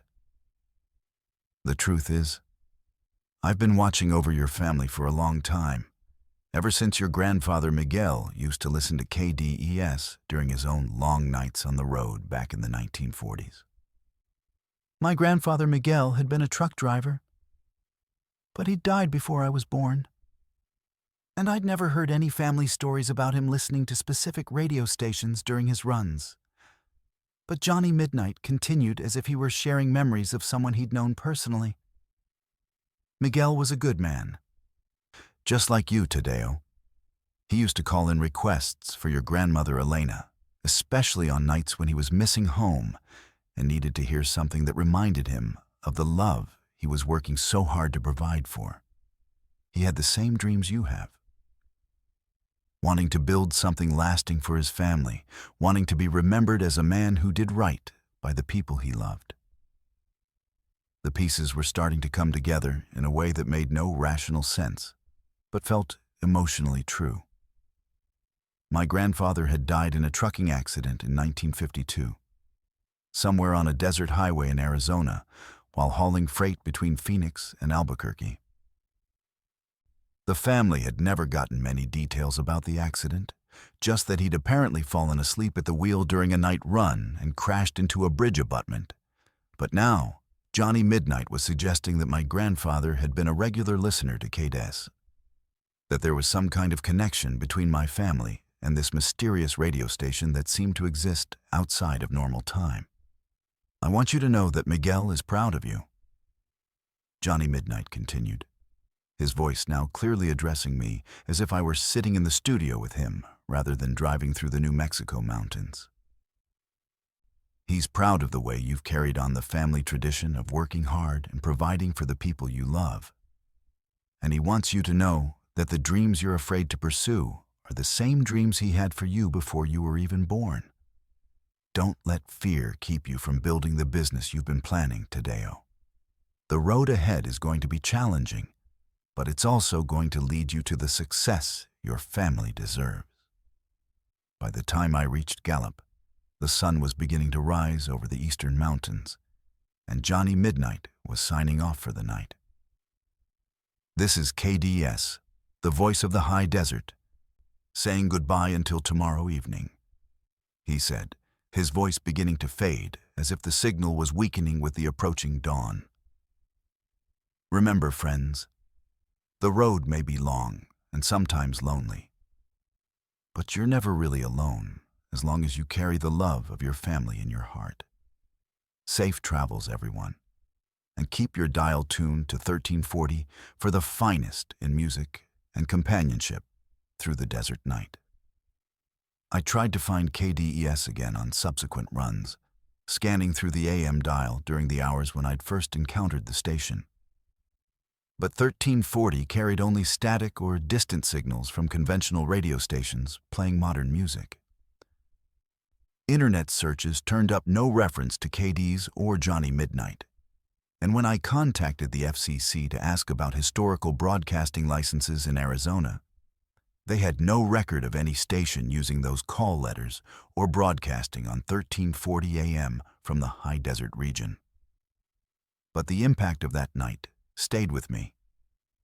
6 months later, I used my savings to make a down payment on my own truck. And within a year, I'd started the small trucking company I'd been dreaming about for so long. Maria and Sophia are proud of what we've built together. And sometimes, during long desert nights, when I'm running loads across the Southwest, I think I can hear the faint echo of Johnny Midnight's voice carried on the wind, still watching over drivers like my grandfather Miguel, still playing the music that connects us across the years to the people we love, and the dreams that keep us moving forward through the darkness toward whatever waits beyond the horizon. My name is Arya, and I'm an emergency room physician at UCSF Medical Center in San Francisco, which means I'm trained to stay calm under pressure, think logically during crises, and approach unusual situations with scientific skepticism. I've seen things in the ER that would shake most people's faith in the natural order of the world. Unexplained recoveries, mysterious injuries, cases where modern medicine collides with forces we don't fully understand. But nothing in my medical training prepared me for what happened to me in October 2020. Driving home from a medical conference through the fog-covered hills of Northern California. when I took a detour that led me through towns that had been destroyed by earthquakes decades before I was born. The conference had been in Monterey, 3 days of presentations on emergency trauma protocols that should have been routine continuing education, but had turned into a frustrating exercise in medical politics and pharmaceutical marketing. I'd flown down from San Francisco on Thursday, planning to drive the scenic coastal route home on Sunday afternoon. But fog had rolled in from the Pacific so thick that Highway 1 was basically undrivable. The rental car company had given me a white Lexus sedan with GPS navigation, and the system was insisting that the fastest route back to San Francisco was inland through the mountains, even though that meant giving up the beautiful ocean views I'd been looking forward to. I left Monterey around 4 p.m., thinking I'd be home by 7 or 8. But the fog followed me inland, turning what should have been a pleasant drive through wine country into a nerve-wracking crawl through near-zero visibility. The GPS kept recalculating my route as traffic conditions changed, routing me onto smaller and smaller roads as it tried to find the fastest way around accidents and construction delays caused by the weather. By 6 p.m., I was completely lost in the hills east of Salinas, following a winding 2-lane road that didn't appear on any of the paper maps I kept in the car, trusting electronic navigation to guide me home. That's when the GPS announced that there was a major accident ahead blocking my route, and that I should take the next right to follow a detour that would add only 15 minutes to my trip. The detour led through what the navigation system identified as the towns of San Benito, Esperanza, and Valle Verde. Names that sounded authentically Californian, but weren't familiar to me, despite having lived in the Bay Area for 8 years. The road was well maintained and properly marked, with reflective signs indicating speed limits and direction changes. But something about the landscape felt wrong in a way I couldn't immediately identify.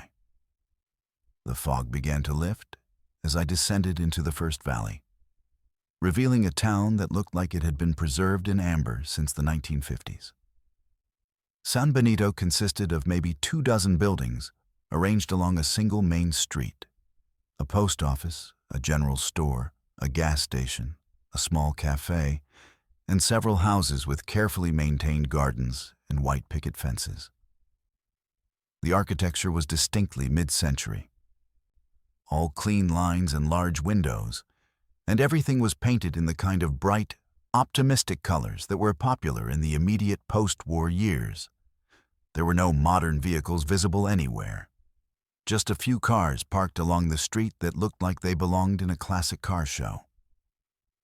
I stopped at the gas station, thinking I should fuel up before continuing the drive home. But the attendant who came out to help me was dressed in a uniform that looked like it came from the Eisenhower era. Pressed khakis, a white shirt with the company logo embroidered on the pocket, and a cap that sat at precisely the right angle. He was maybe 60 years old, with the kind of meticulous grooming that men of his generation took seriously, and he spoke with the formal courtesy that had been standard in the service industry before everything became casual and hurried. "Good evening, ma'am," he said, tipping his cap. "Fill it up with regular?" The price displayed on the pump was 98 cents per gallon, which seemed impossibly low, even accounting for the remote location. But I figured maybe it was some kind of promotional pricing or the rural equivalent of a loss leader designed to attract customers to buy other items in the store. I paid with my credit card, though the attendant looked puzzled by the chip reader and had to swipe it the old-fashioned way, explaining that their electronic systems were still pretty new and sometimes had trouble with cards from out of state. The next town, Esperanza, was larger but maintained the same mid-century aesthetic. The main street was lined with shops that could have been transplanted directly from 1955. A five-and-dime store with window displays of household goods and children's toys. A drugstore with a soda fountain visible through the front window. A movie theater showing films I'd never heard of, but which were advertised as new releases.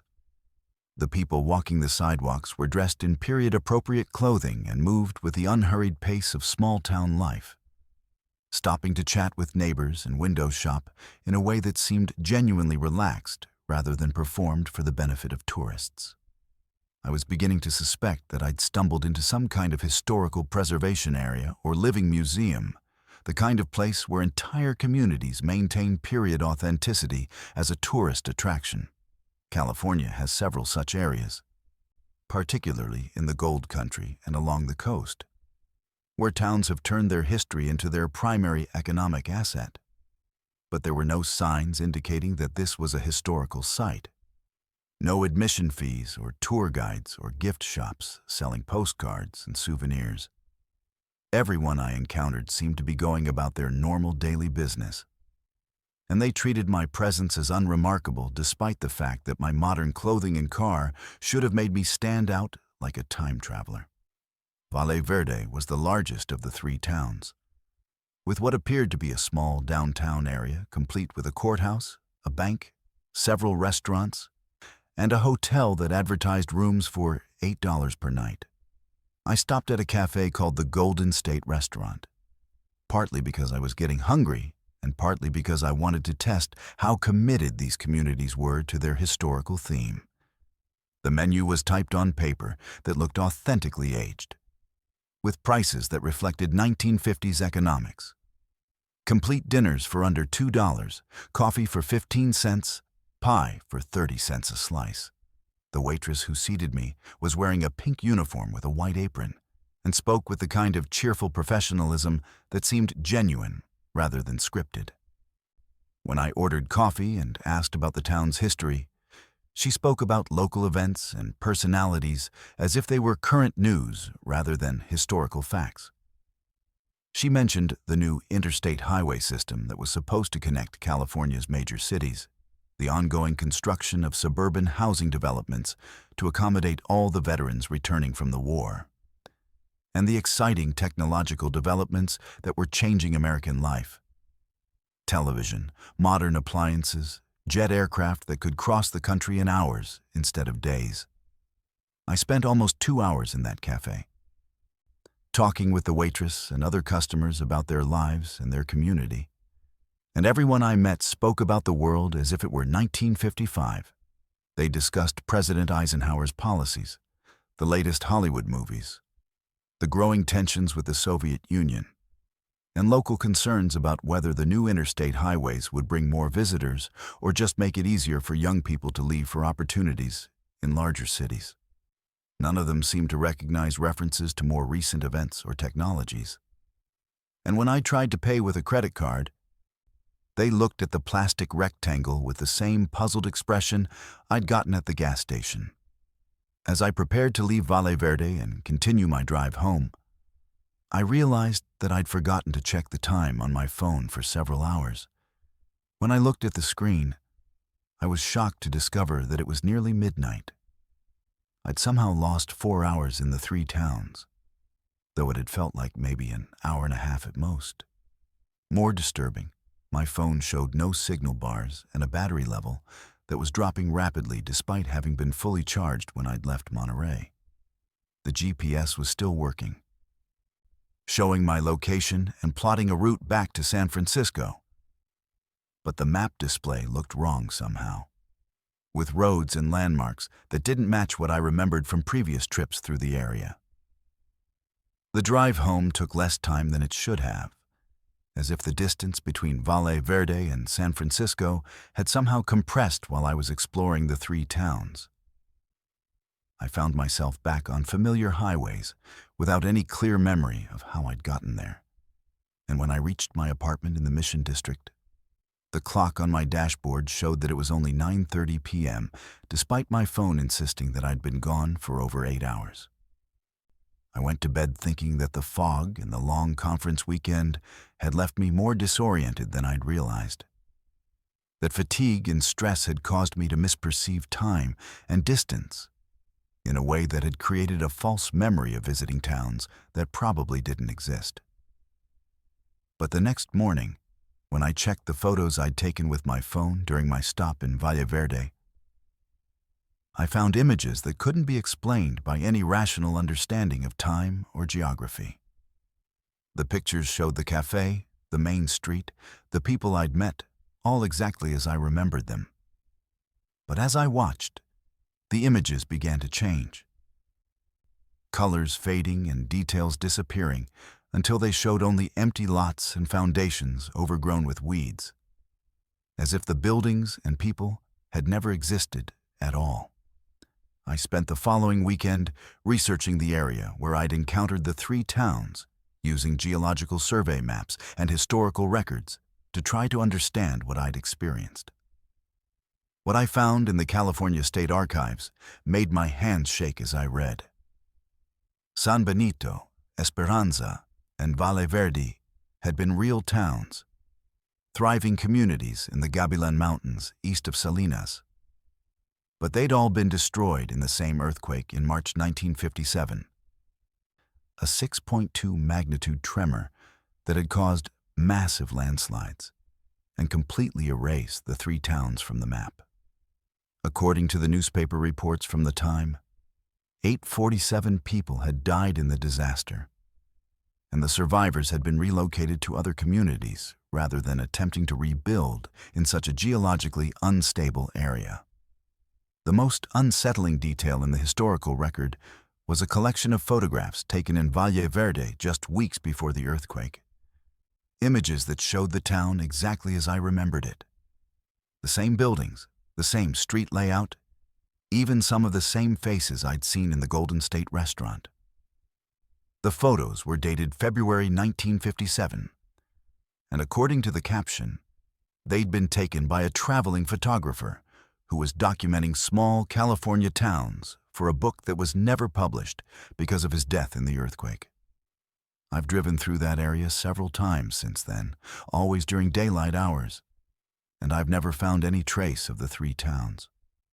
The roads I remember taking don't appear on any map, and the valleys where San Benito, Esperanza, and Valle Verde once stood are now protected wilderness areas where development has been prohibited since the 1960s. But sometimes, when fog rolls in from the Pacific and visibility drops to near zero, I wonder if those towns are still there, still living out their final weeks before the earthquake, still welcoming travelers who take the wrong turn and find themselves visiting places that time forgot. The photos on my phone have completely faded now, leaving only blank files with corrupted data that my computer can't read. But I still have the receipt from the Golden State restaurant, printed on paper that's yellowing with age and showing a date from February 15, 1957, just 3 weeks before the earthquake that erased Valle Verde from the world. Sometimes I take it out and look at it, wondering if I really visited those towns or if the receipt is just a souvenir from a past that never was. Evidence of a detour that led not through space, but through time, to a place where people were still living their normal lives in the final moments before everything changed forever. My name is Sage, and I work as an insurance investigator for a large firm that specializes in suspicious claims and potential fraud cases. It's the kind of job that requires you to be naturally skeptical, to look for inconsistencies in people's stories, and to approach every case with the assumption that someone is probably lying to you about something important. After 28 years in this business, I thought I'd developed an almost supernatural ability to detect deception and uncover the truth behind even the most elaborate schemes. But in March 2018, while investigating a series of hit-and-run cases along Interstate 75 through rural Kentucky, I encountered something that challenged every assumption I'd ever made about the boundary between the living and the dead. The case had been assigned to me because the pattern was too consistent to be coincidental, but too scattered to suggest a single perpetrator. Over the course of 18 months, there had been 7 hit-and-run accidents along a 50-mile stretch of I-75 between London and Corbin, all involving single pedestrians struck by vehicles that fled the scene without stopping to render aid or report the incident. The accidents occurred at different times of day, in different weather conditions, with different types of vehicles based on paint transfer and debris left at the scenes. But there were similarities that suggested something more than random tragedy. All 7 victims were men between the ages of 35 and 50. All were found within a quarter-mile of highway overpasses, and all had been walking along the shoulder rather than attempting to cross the roadway. My company had been hired by the Kentucky State Police to investigate whether these incidents might be connected to an insurance fraud scheme, possibly involving staged pedestrian accidents where the victims were supposed to survive with profitable injuries, but had instead been killed by drivers who panicked and fled rather than following the planned script. It was a theory that made sense from a statistical perspective. Hit-and-run accidents involving pedestrians are unfortunately common, but 7 incidents with such specific commonalities in such a limited geographic area suggested either extraordinary coincidence or deliberate pattern. I'd driven I-75 through Kentucky many times over the years, investigating everything from staged vehicle accidents to suspicious workers' compensation claims in the coal mining regions of eastern Kentucky. It's a stretch of highway that cuts through some of the most economically depressed areas of Appalachia, where legitimate opportunities are scarce and people sometimes turn to insurance fraud as a way to supplement disability payments or unemployment benefits. The landscape is beautiful in a haunting way. Rolling hills covered with forests that turn brilliant colors in the fall, but also dotted with abandoned mining equipment and shuttered businesses that speak to the economic struggles of the region.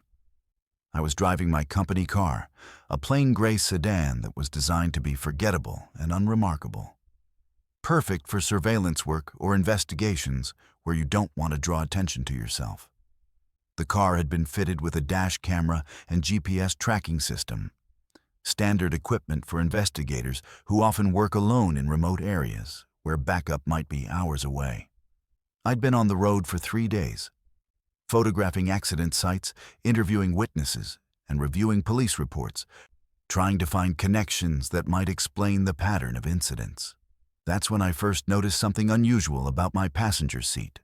I was driving north from London toward Corbin, reviewing the details of the most recent accident in my mind, when I glanced over and saw that the seat was adjusted differently than I remembered.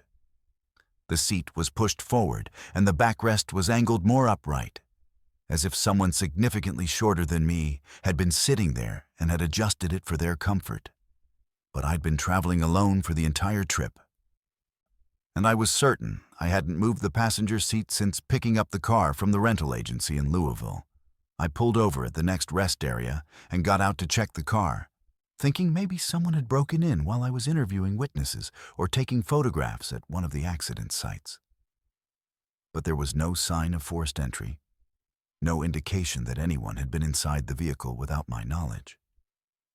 The doors were still locked, the windows were intact, and nothing appeared to be missing from my luggage or investigative equipment. I adjusted the passenger seat back to its normal position and continued driving, chalking up the incident to fatigue or distraction, causing me to misremember how I'd left the seat. But the next morning, the passenger seat was adjusted again, moved to exactly the same position I'd found it the day before. This time, I was certain I hadn't touched it. I'd specifically made a mental note of the seat position before going to bed at the motel, and I'd checked it again when I loaded my equipment into the car. Someone or something was adjusting that seat, and it was happening while the car was locked and parked outside my motel room, under lights that should have made any unauthorized access visible to other guests or motel staff. Over the next 2 days, the seat adjustment became a regular occurrence, always returning to the same position despite my efforts to secure the car or monitor it for unauthorized access. But more disturbing were the other signs that someone appeared to be occupying the passenger seat while I was driving. The seat cushion began to show indentations consistent with someone sitting there, and the seatbelt occasionally appeared to be fastened, even though I never secured it when driving alone. Most unsettling was the way the car's climate control system seemed to respond to the presence of a passenger I couldn't see. The air conditioning would adjust automatically to a cooler setting, as if compensating for additional body heat in the cabin. I started taking photographs of the passenger seat at regular intervals, documenting the indentations and seat adjustments as potential evidence of some kind of automotive malfunction or security breach. But when I reviewed the images later, I noticed something that made my hands shake as I held the camera. In several of the photographs, there appeared to be a faint outline of a person sitting in the passenger seat. Not clearly visible, more like a shadow or impression left by someone who had been there moments before the picture was taken. The figure appeared to be a middle-aged man in casual clothing, sitting in a relaxed position as if he were a long-time passenger, comfortable with long-distance travel. The breakthrough came when I stopped at a truck stop near Corbin to review my case files and grab something to eat. I was sitting in the restaurant section, going through police reports and witness statements, when I overheard a conversation between two state troopers who were discussing the hit-and-run cases. One of them mentioned that they'd reviewed security camera footage from several businesses along I-75, looking for vehicles that might have been involved in the accidents, and had noticed something unusual in several of the recordings. "The strangest thing," one trooper was saying to the other, "is that in at least 3 of the videos, you can see what looks like someone sitting in the passenger seat of cars driving past the accident locations. But when we tracked down those vehicles and interviewed the drivers, they all swore they were driving alone. Could be a reflection or camera malfunction, but it's consistent enough to be weird." I introduced myself and showed them my credentials, explaining that I was investigating the same cases for insurance purposes. When I described my experiences with the passenger seat adjustments and the mysterious indentations, both troopers became very interested and agreed to share some of their security camera footage with me. What I saw in those recordings changed my understanding of everything I'd been experiencing during my investigation. The footage showed my gray sedan passing various businesses along I-75, and in every single recording, there was clearly someone sitting in the passenger seat. The figure was more distinct in the security videos than it had been in my photographs. A man in his early 40s, wearing a blue work shirt and jeans, sitting calmly in the passenger seat and occasionally appearing to point or gesture toward locations along the highway. But I knew with absolute certainty that I had been driving alone during all of those recorded passages, that there had been no one in the car with me except whatever presence was making itself known through seat adjustments and indentations.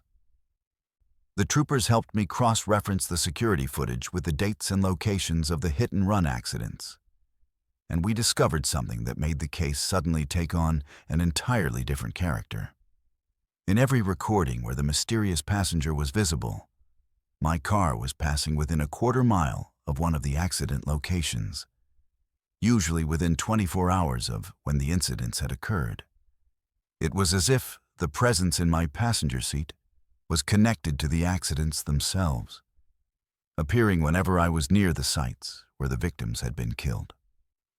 That's when one of the troopers mentioned that they'd been investigating an older case that might be connected to the recent hit-and-runs.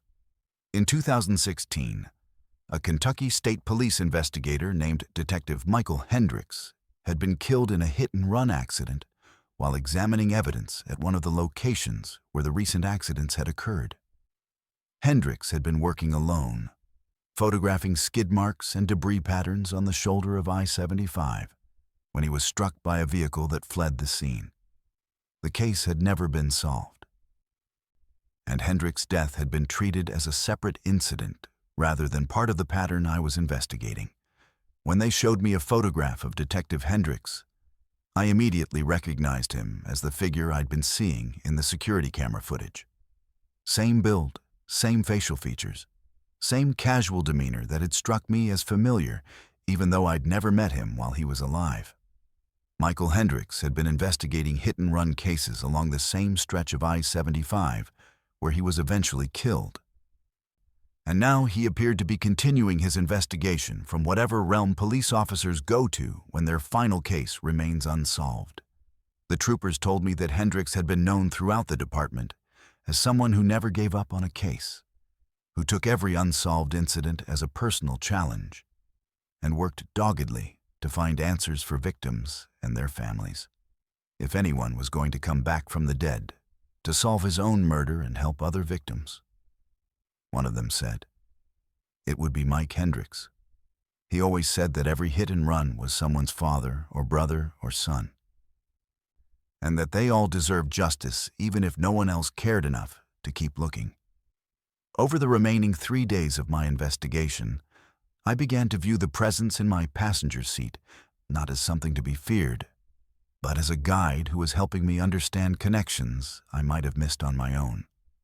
The seat adjustment started to feel like gentle suggestions about where to look or what to examine more closely. When the passenger seat moved forward, it usually meant I should slow down and pay closer attention to roadside evidence. When the indentations deepened, it suggested I should stop and photograph whatever location I was passing. Following these subtle suggestions, I was able to identify paint transfer evidence that had been overlooked at 2 of the accident scenes, fragments that eventually led to the identification of vehicles involved in 3 of the hit-and-runs. More importantly, I found a pattern in the timing and locations that suggested the incidents were indeed connected. Not as insurance fraud, but as the work of multiple drivers who were part of an illegal racing group that used I-75 for high-speed runs during specific weather conditions and times of night. My final report to the Kentucky State Police identified the racing group and provided evidence that led to arrests in 5 of the 7 cases, including new charges in the death of Detective Michael Hendricks. The case was closed officially, but I knew that the real credit belonged to a dead police officer who had refused to let his own murder and the deaths of 7 innocent men go unsolved. I returned the rental car to the agency in Louisville, and when I got out to complete the paperwork, I noticed that the passenger seat had been adjusted one final time. But instead of the forward, upright position that Michael Hendricks had preferred, was now set back to the default position where I'd originally found it, as if my invisible partner was signing off from the case and returning the vehicle to its normal configuration. I never saw Detective Hendricks again. But sometimes when I'm working hit-and-run cases in other parts of the country, I find myself checking the passenger seat and hoping that some other dedicated officer is still out there, still looking out for investigators who are trying to find justice for victims whose voices have been silenced but whose cases deserve to be solved. My name is Adeline, and I make my living as a travel photographer and blogger, documenting hidden gems and off-the-beaten-path destinations throughout the American West. I've spent the last 5 years living out of a converted van, chasing perfect light and unique landscapes from Alaska to Mexico, building a following of people who crave authentic travel experiences away from the crowded tourist traps. My specialty is finding those magical places that most people drive past without noticing. Abandoned ghost towns, natural formations that don't appear on any map, viewpoints that offer perspectives you can't get anywhere else in the world. But in August 2021, while photographing scenic overlooks along the Pacific Coast Highway through Big Sur, I discovered that some locations exist in more than one time period simultaneously, and my camera somehow captured layers of history that shouldn't be visible to the naked eye. I was working on a project about California's most photogenic highway pullouts, The kind of spots where you can park safely and capture the dramatic meeting of mountains and ocean that makes the Pacific Coast Highway one of the world's most scenic drives. Big Sur is a photographer's paradise. Every mile offers new compositions, different lighting conditions, and seasonal changes that transform familiar locations into completely new subjects.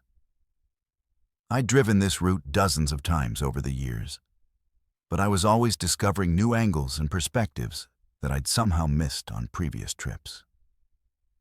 The van I was traveling in was a 2018 Ford Transit that I'd converted into a mobile photography studio and living space. The back was equipped with everything I needed for extended road trips: a bed, a small kitchen, storage for camera equipment, and a workstation where I could edit photos and update my blog.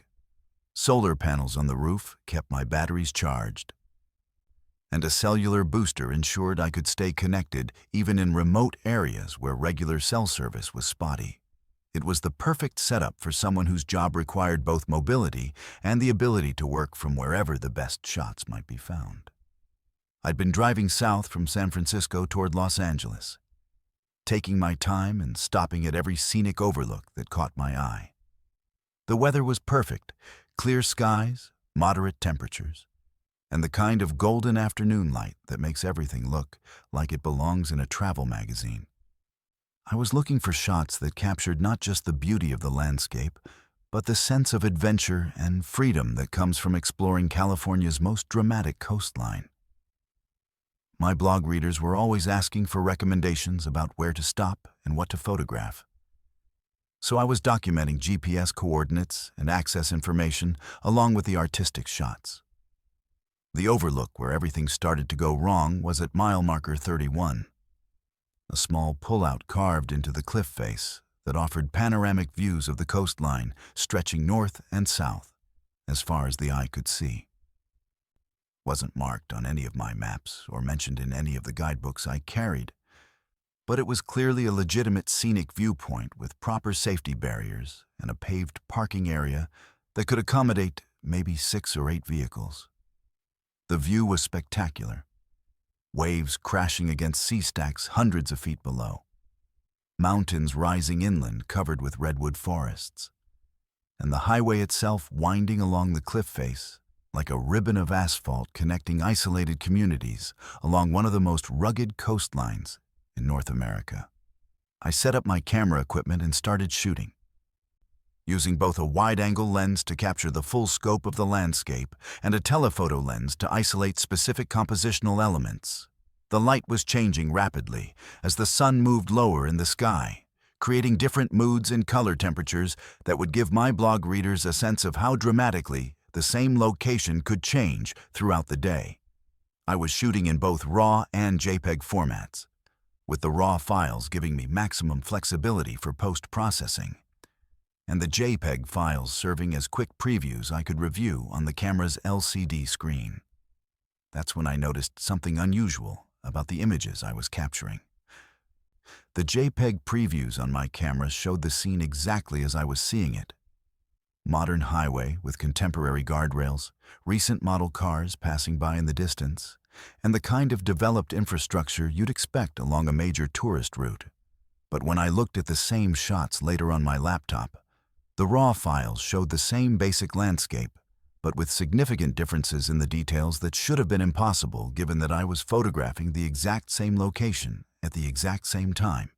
In the RAW files, the highway looked older: narrower pavement, different style guardrails, and vintage cars from what appeared to be the 1960s or 70s passing by instead of modern vehicles. The overlook itself looked less developed, with wooden barriers instead of modern steel and concrete safety rails, and vegetation that appeared wilder and less maintained than what I was actually seeing. Most disturbing, there were people in some of the shots who hadn't been there when I took the photographs. Families posing for pictures in clothing that looked like it belonged to an earlier era. Children playing in areas that were now restricted for safety reasons. At first, I assumed it was some kind of camera malfunction or processing error. Digital cameras are sophisticated computers, and like any complex technology, they can develop glitches that affect image quality or data integrity. I tried different memory cards, different camera settings, and even a different camera body. But the results were consistent. The JPEG files showed the present, while the RAW files seemed to be capturing the same location at different points in the past. The technical specifications of both file types were identical, ruling out any obvious mechanical or software problems with the equipment. I spent the next 3 hours at that overlook, taking hundreds of photographs and trying to understand what was happening. The phenomenon became more pronounced as the sun got lower in the sky, with the raw files showing increasingly dramatic differences from what I was actually observing. I began to see structures in the processed images that had clearly been built and then demolished decades before my visit. Old-style visitor facilities, different road configurations, even what appeared to be a small restaurant or gift shop that existed in the photographs, but had no physical trace in the current landscape. The people in the historical images began to interact with my camera, as if they could see me taking their photographs despite the fact that they were apparently existing in a different time period. Children would wave at the camera, couples would pose for pictures, and families would gather together as if they knew someone was documenting their visit to this scenic overlook. But when I looked away from the camera and scanned the actual overlook with my naked eyes, I was completely alone. No other visitors, no sounds except the wind and the waves far below. No sign of human presence other than my own van and photography equipment. The most unsettling images were the ones that seemed to show the same location during different historical periods simultaneously, as if multiple timelines were overlapping in the same physical space. I captured shots that showed modern guardrails in the foreground with vintage cars passing on a highway that looked like it was from the 1960s, or contemporary safety barriers protecting visitors who were dressed in clothing from the 1970s. The lighting and shadows were consistent throughout each image, suggesting that these weren't composite photographs or double exposures, but genuine captures of a location where different time periods were somehow coexisting. As the sun began to set, the temporal layers in my photographs became more complex and historically significant. I started seeing images of what appeared to be the original construction of the Pacific Coast Highway, with workers in period-appropriate clothing and equipment that dated back to the 1930s. There were shots of what looked like early tourists visiting the area in cars from the 1940s and 50s, families on road trips during the golden age of American highway travel. Some images seemed to show the overlook during World War II, when the coastline was under military surveillance and civilian access was restricted. The most historically significant images appeared to show the area before any development at all, when the coastline was inhabited only by Native American communities who had lived along this stretch of the Pacific for thousands of years. These photographs showed people in traditional clothing using trails that followed the natural contours of the cliffs, fishing from rocks that had since been altered by highway construction, and living in harmony with a landscape that existed long before European settlement and the development of modern transportation infrastructure. By the time I packed up my equipment and prepared to leave the overlook, I had documented what appeared to be a complete visual history of the location spanning from prehistoric times to the present day. But as I reviewed the images on my laptop that evening, I realized that they were changing before my eyes. Details that had been clearly visible in the afternoon were beginning to fade, colors were shifting, and entire figures were disappearing as if the temporal connection between different time periods was weakening as I moved away from the specific location where I'd captured the photographs. Within a week, most of the historical elements had vanished entirely, leaving me with conventional landscape photographs that showed only the contemporary scene I had actually observed. The vintage cars became modern vehicles. The period-dressed families disappeared completely, and the older infrastructure reverted to its current configuration. It was as if the overlook had been temporarily permeable to other time periods, allowing my camera to capture multiple layers of history simultaneously. But the connection had been severed once I left the immediate area. I returned to the same overlook 3 more times over the following months, always at the same time of day and under similar lighting conditions. But I never again captured anything beyond conventional landscape photographs. The location appeared completely normal, with no sign of the temporal anomalies that had allowed me to document its layered history. Other photographers I spoke with had never experienced anything similar.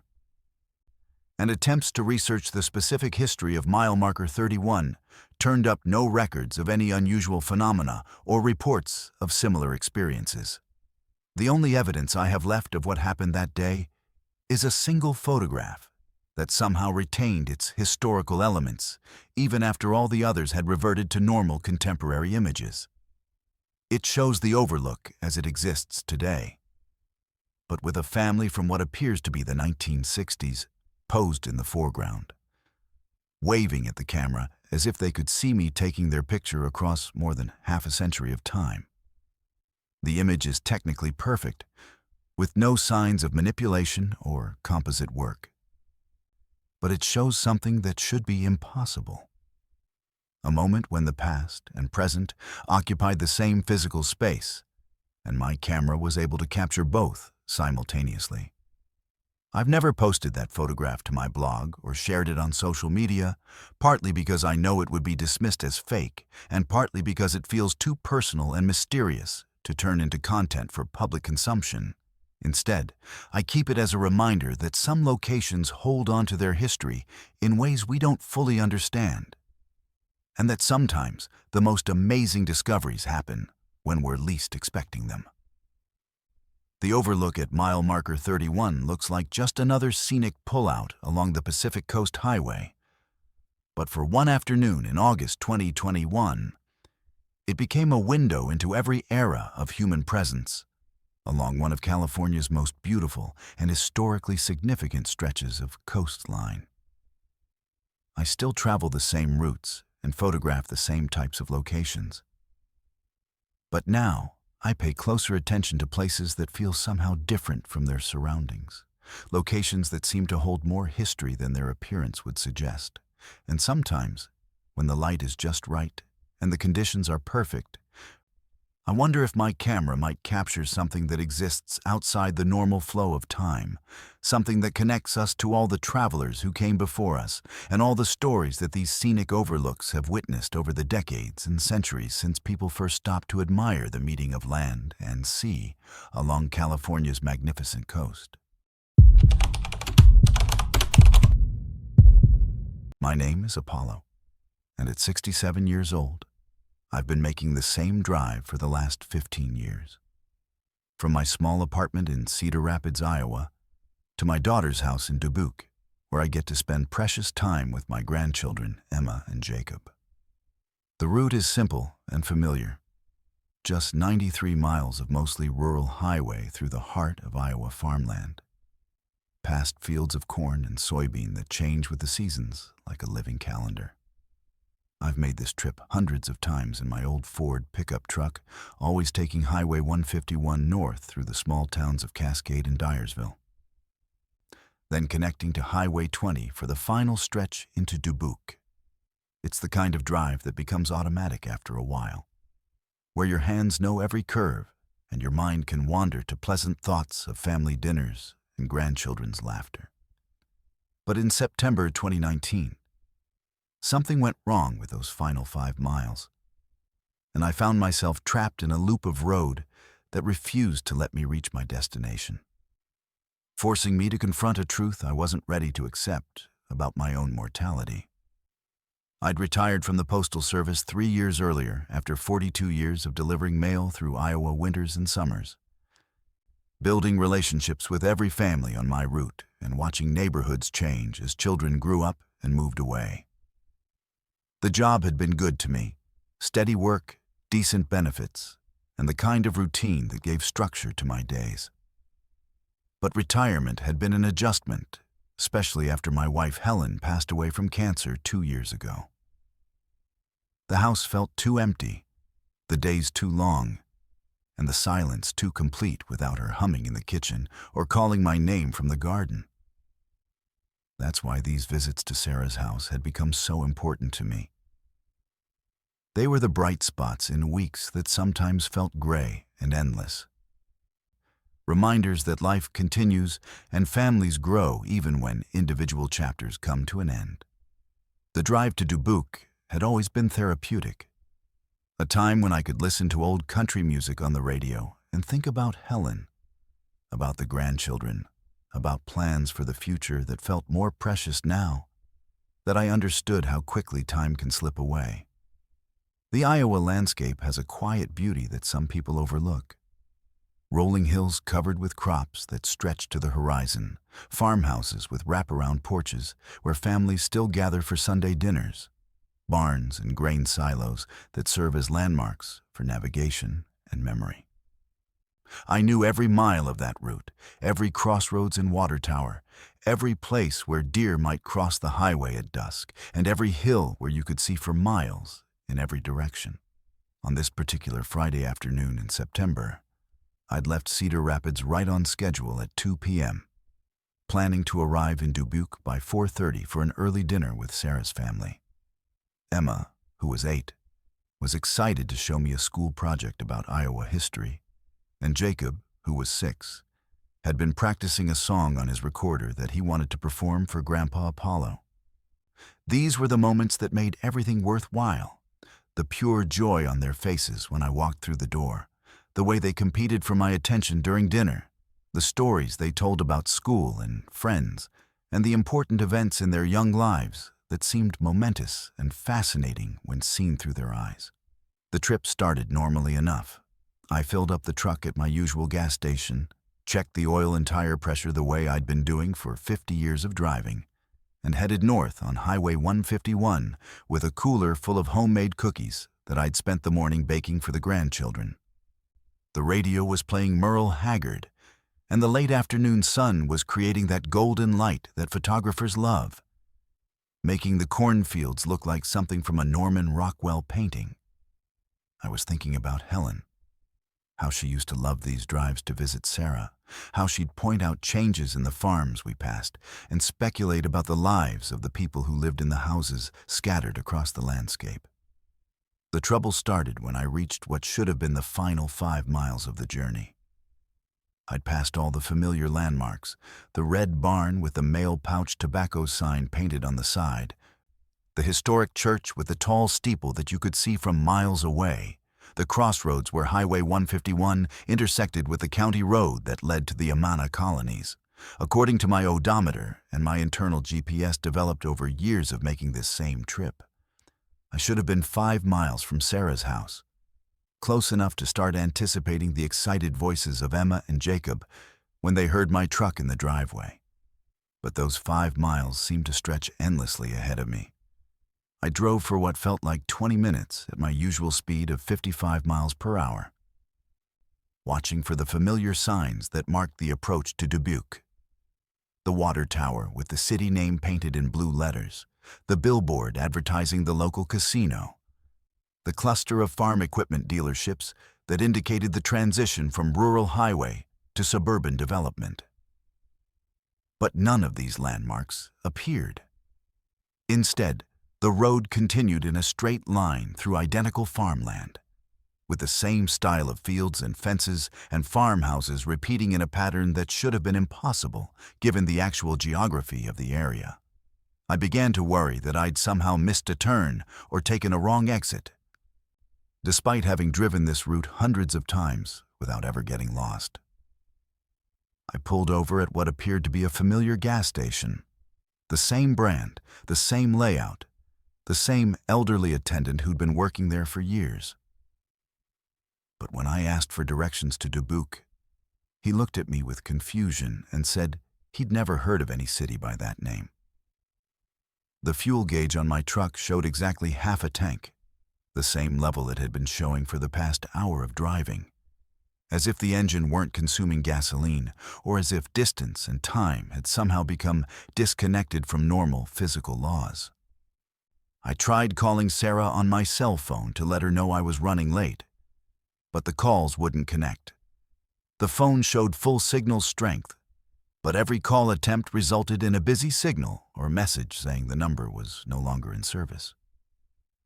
When I tried calling other numbers, my own doctor, the grocery store where I shopped, even the time and temperature service, I got the same results. It was as if my phone could see the network but couldn't actually connect to the outside world, leaving me isolated in a bubble of highway that existed separately from the rest of reality. The sun began to set. But instead of continuing its normal arc toward the western horizon, it seemed to freeze in place, casting the same golden late afternoon light that never progressed toward evening.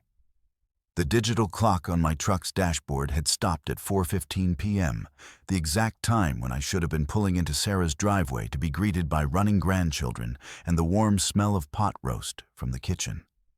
But instead of family dinner, I was trapped on an endless stretch of highway that refused to deliver me to my destination.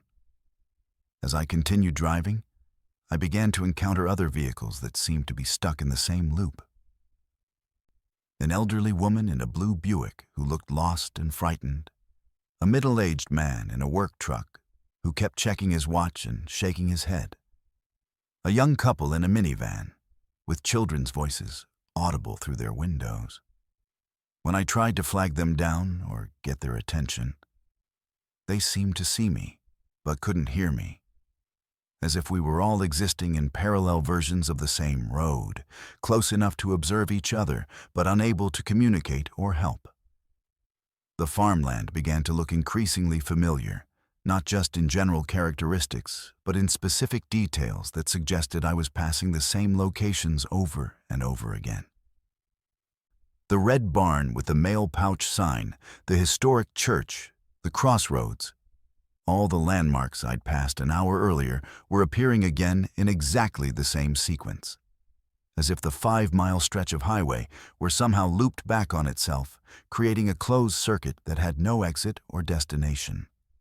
That's when I began to understand what was really happening. The memories started coming back in fragments. The chest pains that had been getting worse over the past few months. The appointment with the cardiologist that I'd been putting off.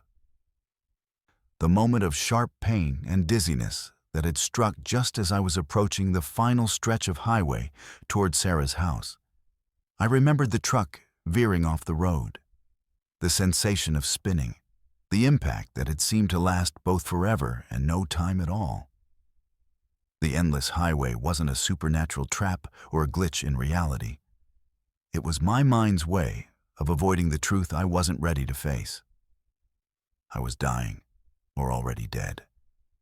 And the final 5 miles of my journey to see my grandchildren had become a metaphor for the distance between life and whatever comes after.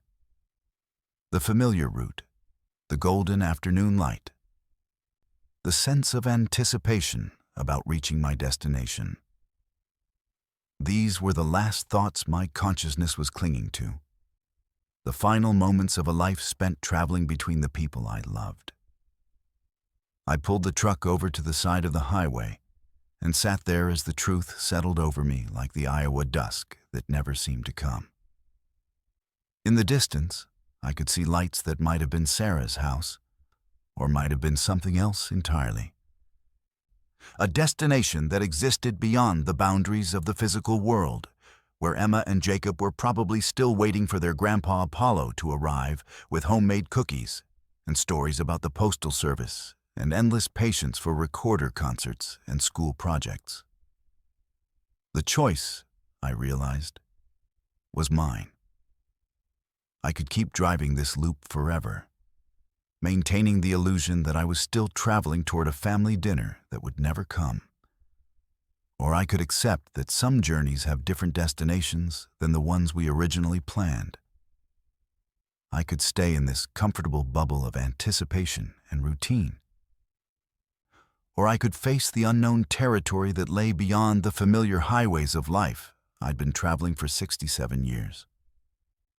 I put the truck in drive and headed toward those distant lights, not knowing whether they led to Sarah's house or somewhere else entirely, but understanding finally that the most important journeys are the ones where you can't see the destination until you're brave enough to reach it. The highway began to change, becoming less familiar but more beautiful, leading toward a horizon that promised reunion with Helen and adventures I'd never imagined. Behind me, the loop of familiar highway faded away, taking with it the illusion that I could postpone this final journey indefinitely.